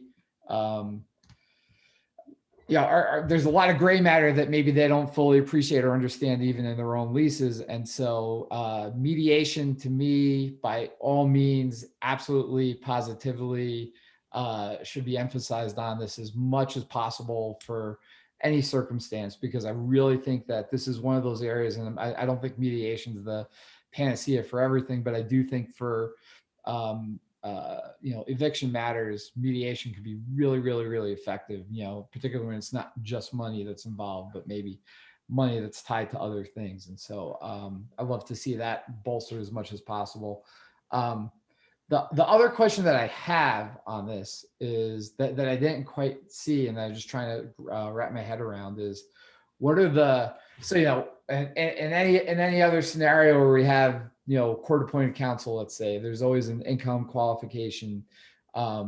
Here, you know, there's a lot of different economic considerations. So, you know, if I'm renting a $7,000 a month home up on Devil's Thumb, you know, what do I get to avail myself of as opposed to somebody who's trying to stay in their 2-bedroom apartment, you know, with a family of 5 or something like that. And I think that's a absolutely imperative part of this, is that, you know, we make sure that we're trying to provide the services for those who need it most, because obviously everything's finite in terms of funding and resources. And so that's my biggest concern with that, is that what mechanisms we have in place for all that. So that's Yeah.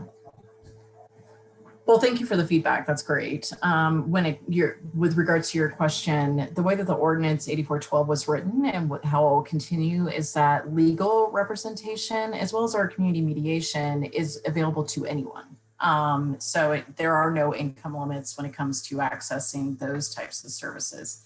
However, when it comes to rental assistance, we are, you know, this revenue source is, the majority of it is going to rental assistance. That is our intention. I think it's about 50% of it is going to support rental assistance. Off the top of my head, that's the number. But we are putting income limits to that that are going to be reflective of the city's income limits, just because we see limited, I mean, it is a finite source. And we want to make sure that it is getting to those who are most in need. And so we're working through determining kind of what those income limits will be.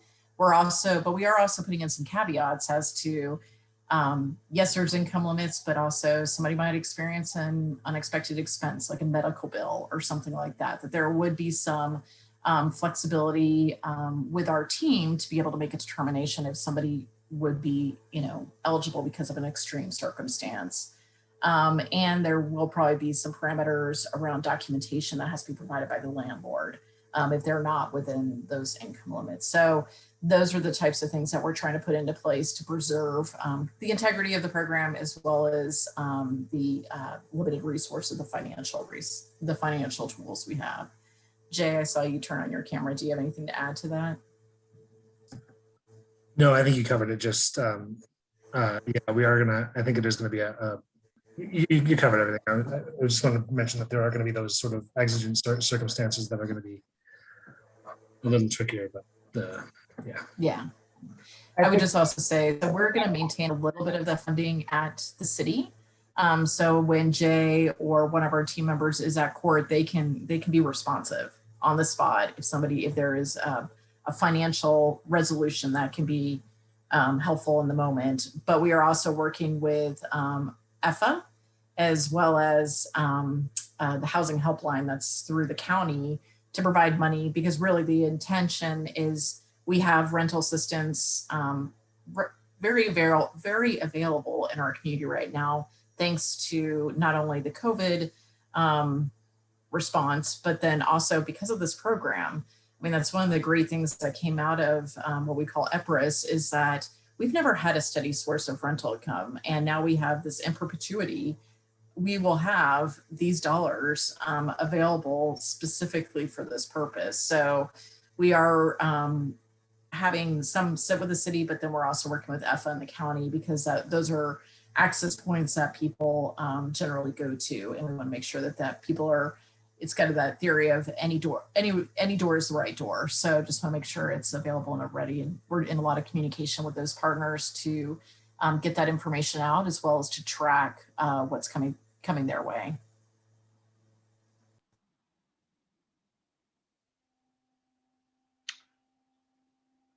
And to restate Denny's question slightly, it's not likely, Kristen or Jay, that the $7,000 a month renter on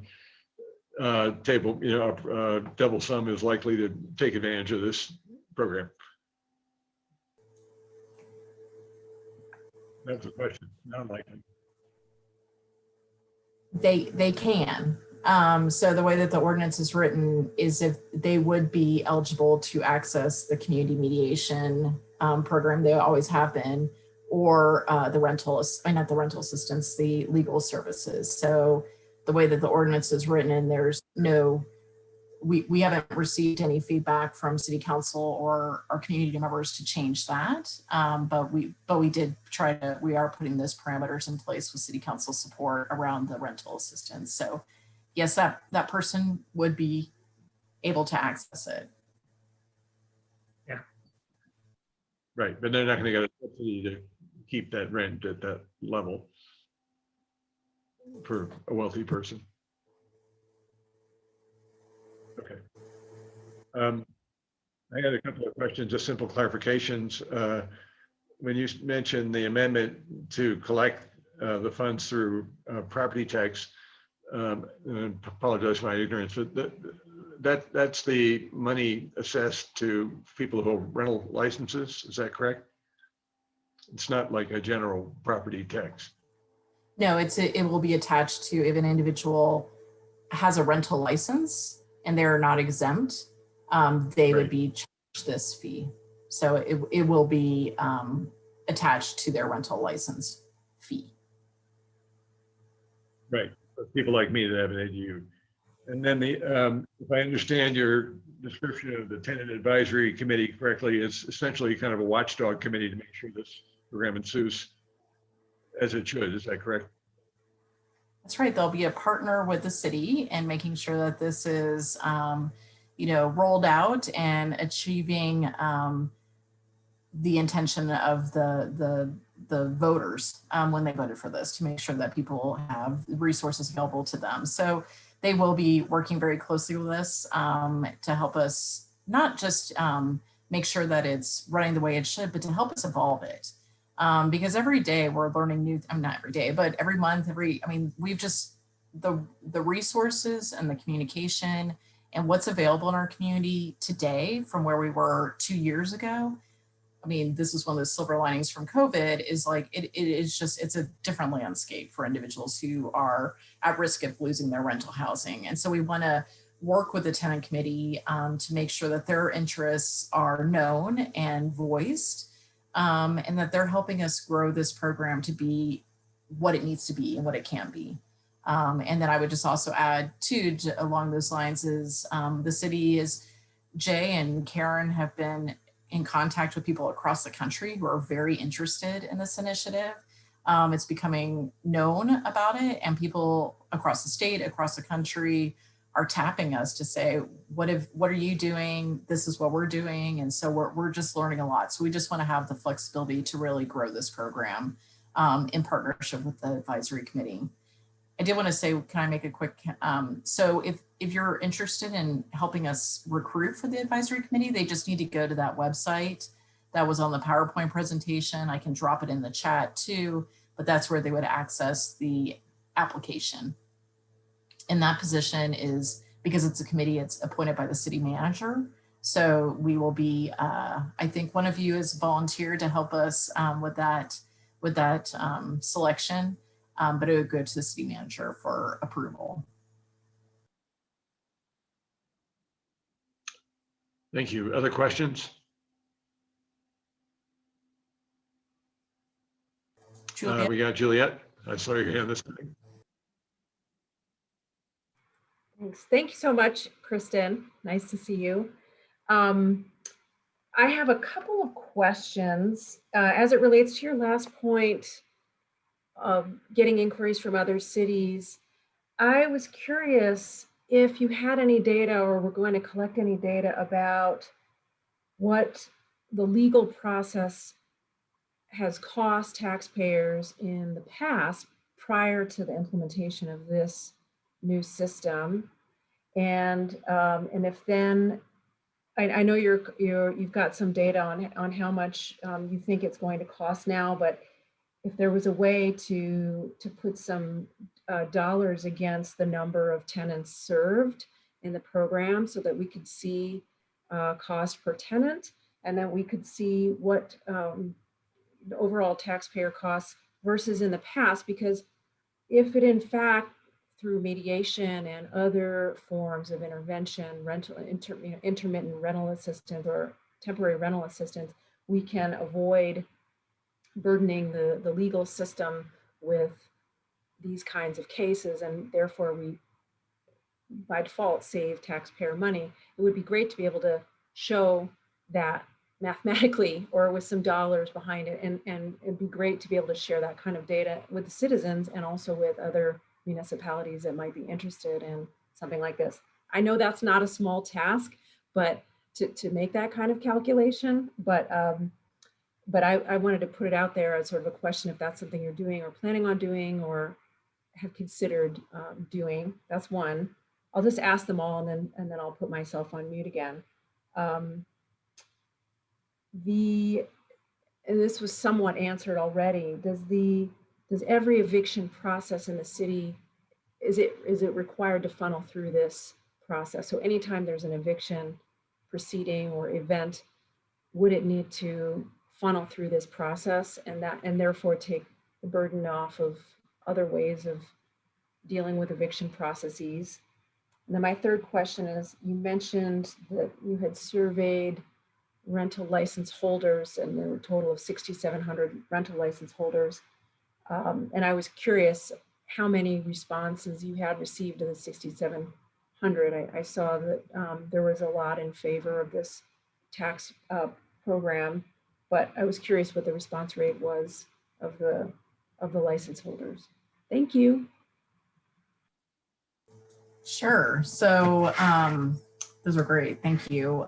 So your first question about the legal costs, no, we have not considered that, but I think that's a fabulous idea. So if you go and read 8412, there's like a full page and a half of items, various data points that we are, that the ordinance requires that we collect. So there's going to be quite a bit of work.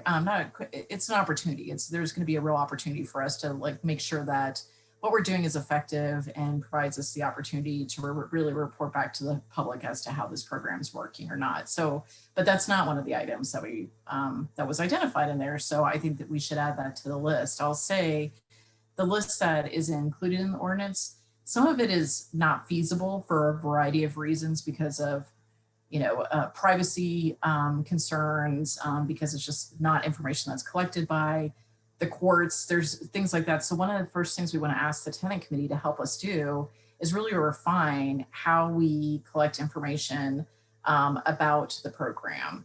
So I think that'd be a great addition to add to that conversation to say, here's the 20 points you're asking us, the ordinance asks us to collect. These aren't going to work for these legitimate reasons. And are there other things we need to be collecting to tell this story? So I think that's a great recommendation. Thank you. The eviction process in the city, it's not required, but our team is being so proactive, as Jay mentioned, that we are getting the docket as soon as it's released, and they are calling every single individual that's on that docket that we can reach. It is upon that person then to work with us. They're not required to work with us. We hope that we are making it as accessible and as friendly and as worth their involvement or having us involved in the situation, but it's not something that is required. I'll ask Jay Allen to comment on that in a second. And when it comes to rental license, who responded, so there were 6,700 that went out. What I was told by our finance team member, Joel Wagner, that put out this survey, he said he never gets any responses on taxing issues, that it's like very rare that he gets a response, and he was thrilled to have received 300 responses. So in the world of surveying, that's not a huge response rate, but I guess in his world, he thought that was tremendous. So we did get a lot of feedback, and generally it was supportive. It was a lot of questions, just more concerns about, there were opinions expressed, but it was more concerns about making sure that there wouldn't be mistakes. So as Michael mentioned, of a homeowner getting potentially taxed on accident, things like that happening. So it's more concerns of just like making sure the system is strong and effective. So, but yeah, according to Joel, that was like a banner year or banner response rate on this topic. So. Thank you, Kristen. say, do you have any comments or anything to round out about the people being required to interact with the program? Yeah, I mean, I can definitely address that. So as it stands right now, how do I say this? So it is the information about the program is going out. Everyone has. That being said, the number one group of people that we're not interacting with are people who, for whatever reason we don't know, don't end up appearing for their court date, and that's a real group we'd like to reach out. And as Kristen said, we are reaching out to everyone that we can. That is a little difficult. The information that we have, that we've been getting so far, it's a lot easier to reach out to landlords and to the attorneys of landlords than to the tenants directly. And it's something we're really trying to address with the courts. This program would function, we think it would be beneficial for us to be able to get access to the court filings and be able to contact the people directly as much as we can, because that's who we're tasked to really kind of represent in this situation. So if the question is everyone required to partake in it or to be in this process? Everyone who comes to court, like all the judges have been really great. Here are the resources that are available. There's attorneys, there's people from the city here to help that. So anybody who comes and anybody who engages with that process early, yes, they're definitely engaged with us. And the people we can't reach are people that are hard to reach for a lot of reasons. So, but yeah, anybody who comes to court is going to be in contact with the program. I would just offer the other thing that we have in place now that started before this initiative started in January is our team is meeting, I think it's monthly, with the judges, with the other community mediators from Longmont, Bridge to Justice. There's just a lot of collaboration that goes on to solve for these things and determine how to expand the services. And one of the things we saw change this year is that the judges were actually requiring, before I think they would get called up. What I saw happen was somebody would get called up, their case would get called up, and the judge would then tell them to go take a break, go into the hallway and meet with a community mediator essentially to see if there was a resolution that could be reached. And then they would come back in for their hearing, whatever were to happen next. So the judges are very much helping us interject whenever and wherever we can. And they're also actively giving out materials about this. So it's just been a great partnership with the courts.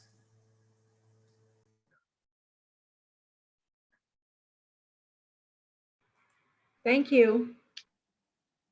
Yep. Any other questions, comments for Kristen, or Jay? Okay. So my first meeting as chair here. What is the appropriate action here? Do we need a motion to do something, or we just say, great work and move on? So it's entirely up to the board. So you could make a motion. Kristen will include that in her memo to council. Or she could just add you to the list of people who say, yeah, they support these amendments. It's entirely up to the will of the board. Okay. Would anyone like to make a motion of support or otherwise? Do you feel it's a consensus of the board that we're supportive of the direction described tonight? Any objections to that comment? I think we can move on then. Thank you so much for the presentation. And Thank you. And please send some tenants our way to help us get our tenant committee up and running. We're really excited about getting that moving as well. So that's really kind of one of the last pieces for us to get that shaped. So help us get the word out. And I saw that Jay dropped it in the chat. Thank you, Jay Segment, for dropping the information in the chat about that. All right. Well, have a great evening. Thanks again for your support and just for all you do. So have a great evening. Thanks. Thank you.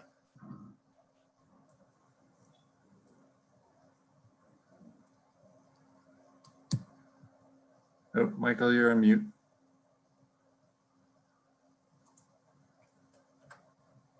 Oh, you're still on mute. I can see you talking. Press the state, this, or it didn't unmute me, but so now I'm unmuted, yes? Yes. Okay, I'll try to get us back on schedule. We have an important agenda item. We've already started to hint at this. This is items to discuss at the retreat. I had talked to Jay about this. I was hopeful we'd be able to meet in person, but none of that will be happening for boards until September. I believe that's correct. So we will have a virtual retreat, and that is needed because we need to get some of our thoughts to council over the summer. So we can't really put out the retreat. So I heard some comments about discussion about changing zoning of certain areas from commercial to residential, and a few others. Shall we review those? And anyone who has a suggestion, we can dive into a little bit.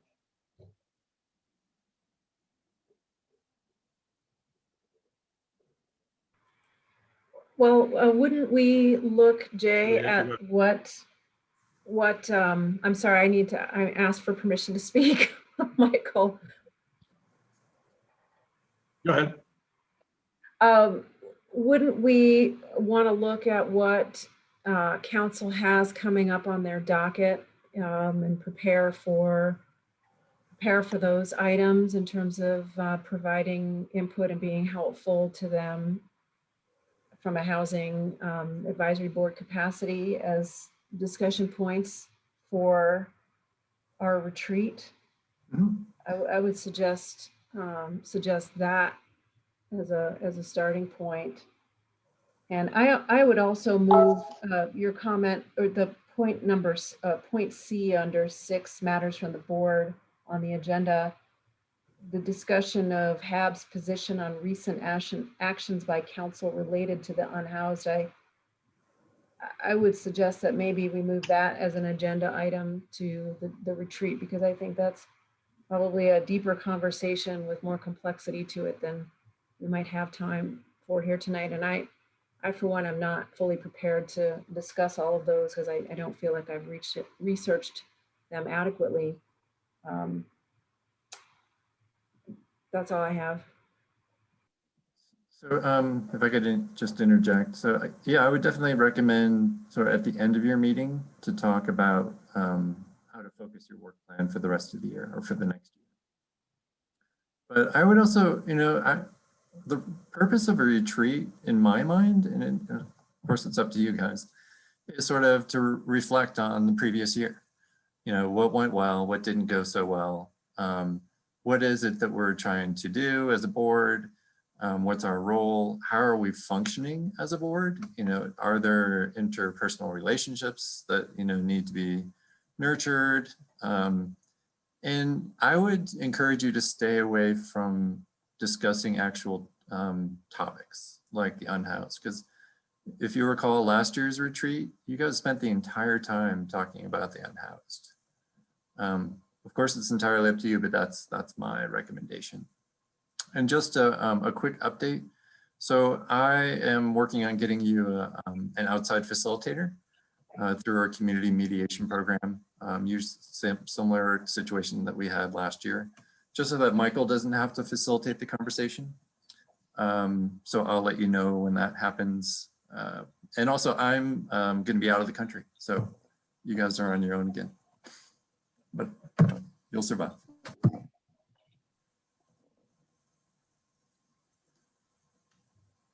I take Jay's suggestion.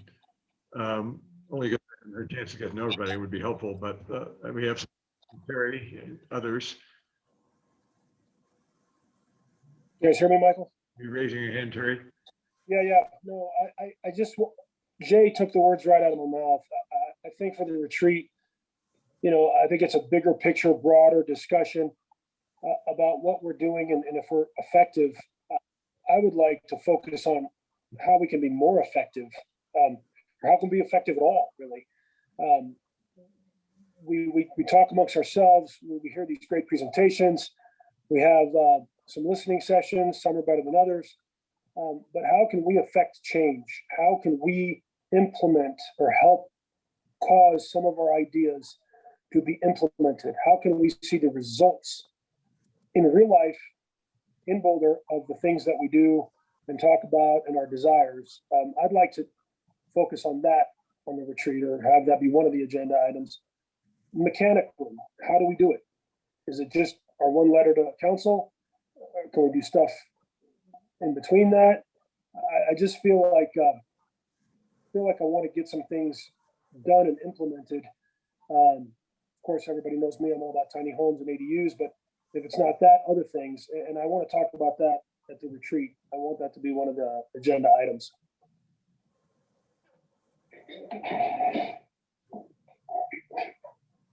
Juliet, you just agreeing? Do you want to speak, Juliet? Just agreeing. I'm Jacques? seconding Terry's comments. I wholeheartedly agree with that. I would like to see how we can take our words and put them into actual effectiveness. And I was looking to speak, Michael. I also, along Terry's lines, I think there's a few pieces. I think Jay has, I think it is important that we kind of take a little bit of a look back at the last retreat. I think it was the last retreat we had when we were all together. We also kind of, we took time to get to know kind of our positions in as far as how we perceive the board. And I think that ties into, what our role is, what our scope is. And I think it'd be great to revisit that a little bit with new board members and kind of get a little bit of reintroduction to each other as a board. I think that'd be great. I think that the piece that Terry mentioned is critical for us also, and trying to put structures and systems, as he said, the mechanics in place for how we will actually effectuate change. And I think that comes out of the first part of that discussion also, about kind of how individual members see our role and scope and how we can work together with potentially differing visions of that. And then I would also like to see, I think, follow on to that, some discussion of what areas we might be stepping into. As Juliet said, we'll have the council work plan. We kind of know that those things are going to be on there. But beyond those things, are there specific areas that we want to put some work? So I kind of feel like this retreat ideally would hit on all three of those pieces from my perspective. So that's kind of where I am with it. That's great. So to summarize, Jacques, everyone would get a chance to sort of say where they're coming from on housing issues. We would just talk about our individual roles and how we collectively, and then discussion of issues related to the council's work plan, but without getting into the details of the issues, like what issues we feel we can take on and be effective on, which gets to Terry's point. Is that a good summary? Yeah.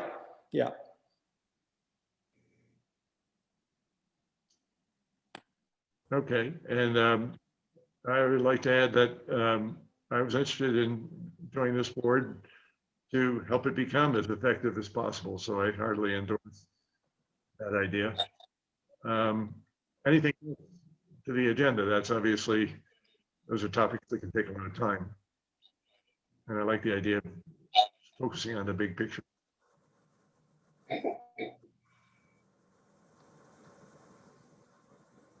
Okay. Look forward to this discussion. Will that be 3 hours retreat? So that's up to the board. Sorry, Jay and Corey. You could maybe 2 hours. You can change the, when it happens. The easiest is just the current time slot, of course.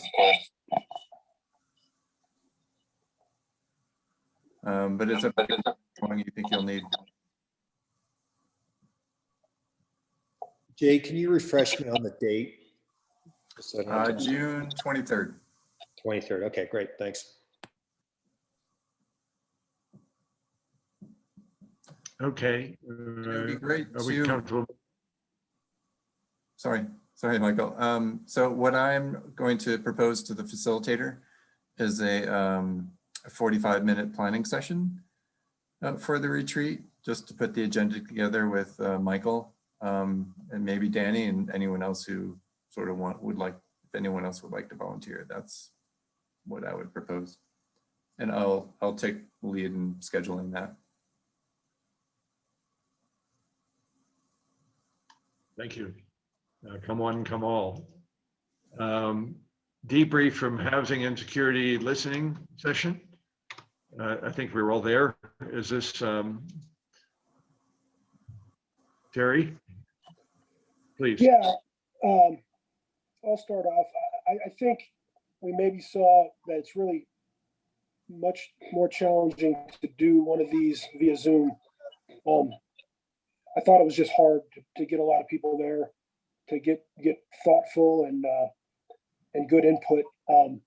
Appreciative of the people that did show up. I don't know that it was really on point very much, but I think it was just hard to do it via Zoom. I'm going to chalk it up to that.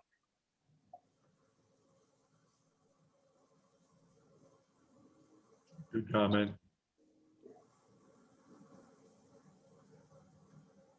Anything else? Juliet? I agree with you, Terry, and I also feel like when we discussed having this listening session early on, and the situation with COVID was even graver than it is today or even a month ago, one of our goals was to try to connect people with resources who were housing insecure, and to make that information, provide another vehicle for making that information available to folks. And I think that the Zoom format was not great for making that happen. I don't know that we served that purpose and that goal, and to trying to connect people with resources. I mean, at the end of the day, we want to help people. We want to help people who are housing insecure. That was one of the goals of this listening session. I don't feel like it accomplished that at all. I'm going to just say it straight. I thought it was really not super effective. I tried to be nicer about it, Juliet, but yeah, I know what you're saying. My filter is slowly leaving me as I age. But my question is, if it was in person, I think we would have had a dramatically different outcome. I guess I'm not sure about that. Not sure. Well, it was Fair such point. a limited sample. What are we? Yeah.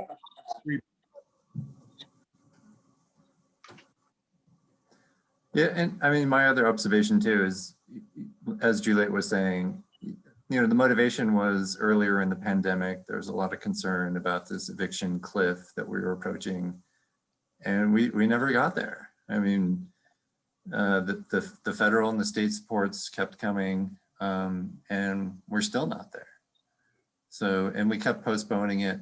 We wanted more time to plan it. So it was supposed to happen in the fall, and then it was supposed to happen in January, and then February, and then March. So, hey. I also think that the lesson maybe we can learn from this, and again, I'm going to chalk it up to Zoom and everything that's going on and the craziness, but the topics that we pick, the two others that we had in person about the affordable housing developers coming in, there's a group of people that you can reach out to directly, and they can come in and talk in depth about it. And then the homes, what was it, the mobile homes, the ADUs on wheels, or the ADUs, those people were real passionate about it. We could reach out to them, and they came in and gave us a lot of really good feedback. Maybe in future listening sessions, we can focus on groups that we can point to a group and really get qualified people to come in and give us relevant information, because I thought those other two listening sessions were great. But again, COVID, maybe the topic, maybe a combination of all of it, who knows?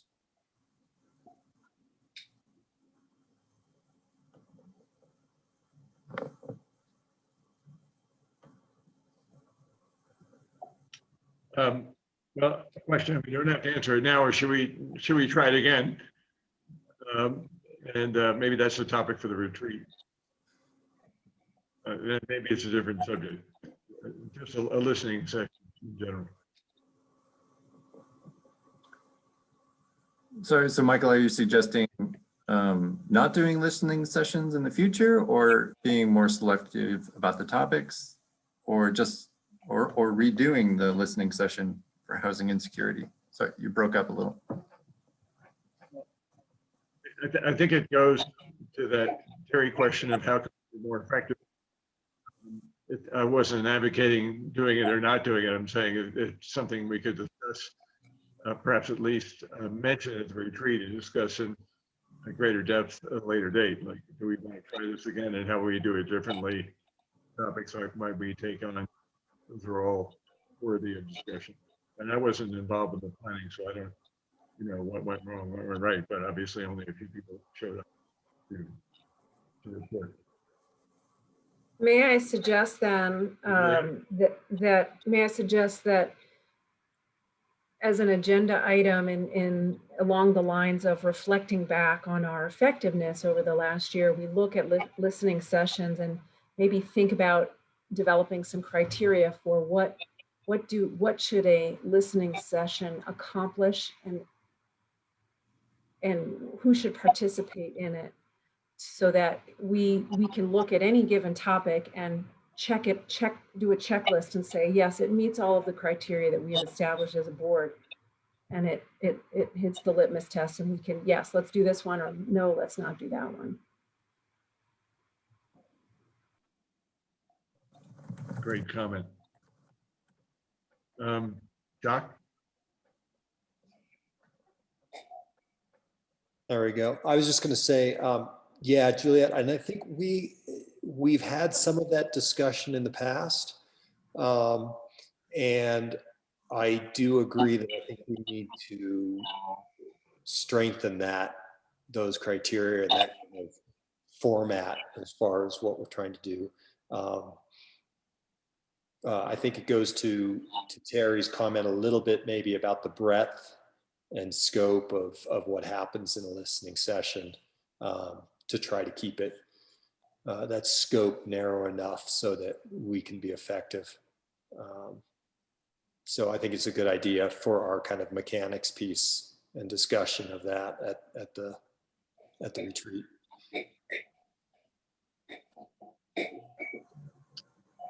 Okay. Thank you. Any other comments on the housing insecurity listening session? I believe we are tabling item C, position on recent actions by council related to the unhoused. Any disagreement on that? If not, we'll move on to the committee and project liaison reports.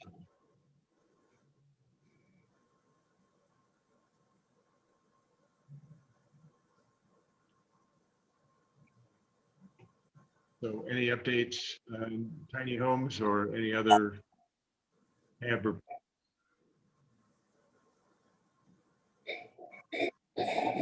My really quick update is I'm not where I'd hoped to be yet. So still working on the mobile ADU concept and how it'll fit into the city. But I don't have anything new for you. Great. Well, maybe we'll have that coffee next week and catch up on that, Jacques. Yeah.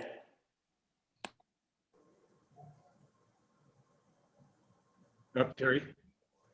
Jay, yeah, thank you, Michael. Jay, remind me again, I know that the staff was doing something with respect to updating the report, or I forget exactly what it was, but what was the timing on that? Because I thought that's where we probably had the best opportunity to weigh in. You're talking about ADUs, right? Yep. So that's on my work plan, but it's been Coincidental. put off a little bit. My time has been really taken up with other priority projects. So it was supposed to happen this spring, pushed off to the fall, and now I'm thinking it's probably not even going to be till early next year. So with that, what do you suggest? Because to me, we were kind of waiting on that information or that report to, I don't know, contribute, comment, do something with that information. I Is don't there think anything so. we can do before that report happens?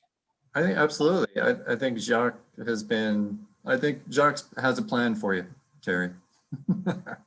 He knows exactly what he has in mind, and they'll be complementary. Don't think that you have to wait for the ADU update.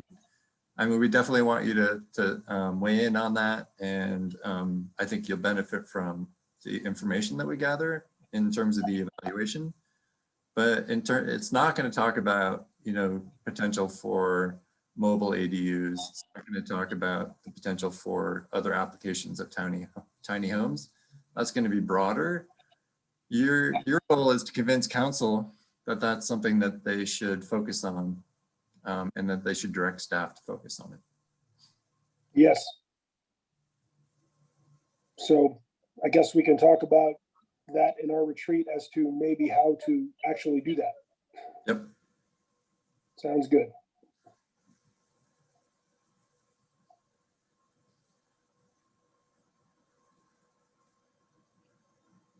Excellent. I believe that leads us to matters from staff. I'm just going to share the work plan that we send out with the agenda every time. So as you, whoops, yeah, I'm still sharing it. You guys can see that? Yes. Thank you. So I have some notes. So June is the retreat. Those are the major agenda items that I heard. July is going to be the Alpine Balsam form-based code. So that's one of the projects that's taking up my time.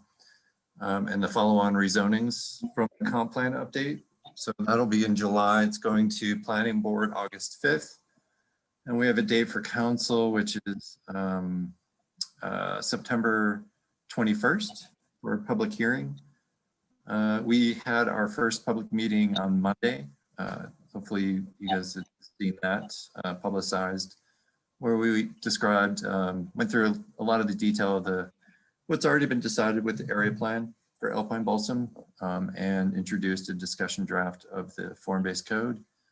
And so we will be coming to you for a recommendation to council in July. And maybe that's a good time to focus more on tiny homes. But these are the other items that are coming up. So it's something for you guys to think about, since I won't be at the retreat. I would say that middle income housing, that reviewing that strategy might be a good topic for potentially July or August.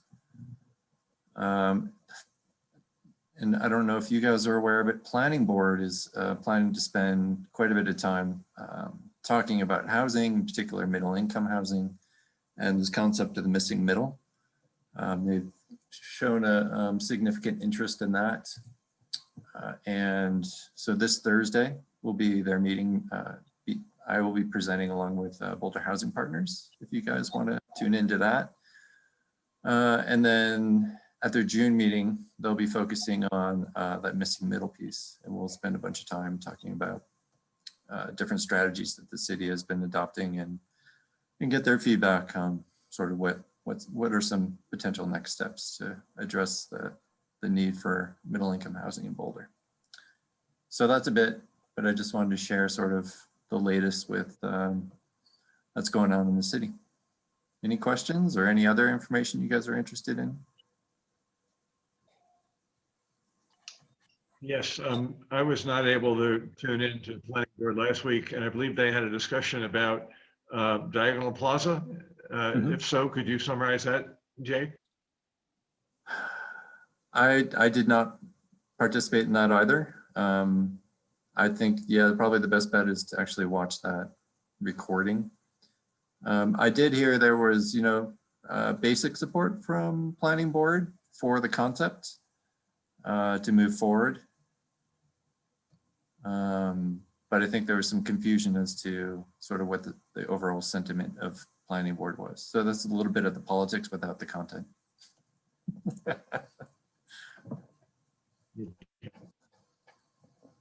Anything else To be that I know about? I'm sorry? other questions? Other questions for Jay or staff?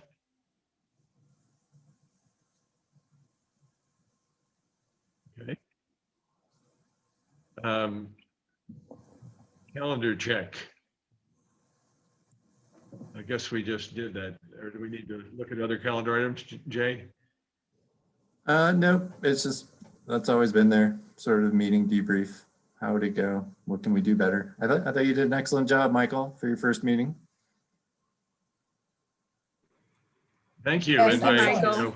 head is, I appreciate that. My head is really on vacation and not in Boulder at the moment, so I did my best. I do intend to meet all of you one-on-one, have coffee. I've been, with the COVID starting to phase out, I've been going back to work in Denver, and it's me up a lot of time that I used to have for drinking coffee and having beers with people. But I think we're within the rules to meet one-on-one. The only person,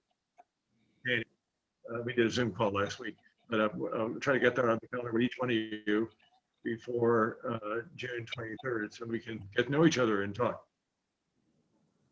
Do we have to drink beer and coffee at the same time? Coffee stout. Together, preferably.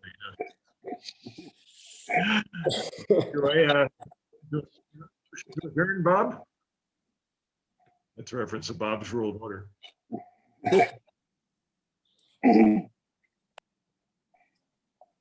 Michael, great job, bud. Really good work. Appreciate you doing what you're doing. Yeah, Yeah, look thanks, forward to Mike. seeing everybody. Okay, well, have a good evening then.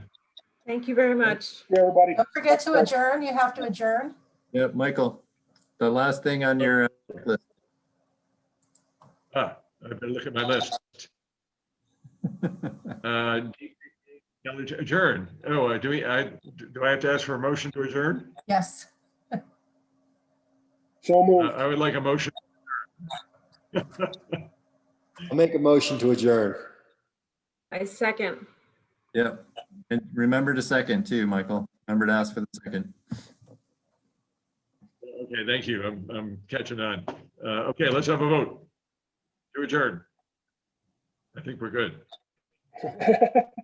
We're good. Everybody have a great night. Did Thanks a really lot. well until the end. Likewise. Thanks, Good night, everyone. Thank you.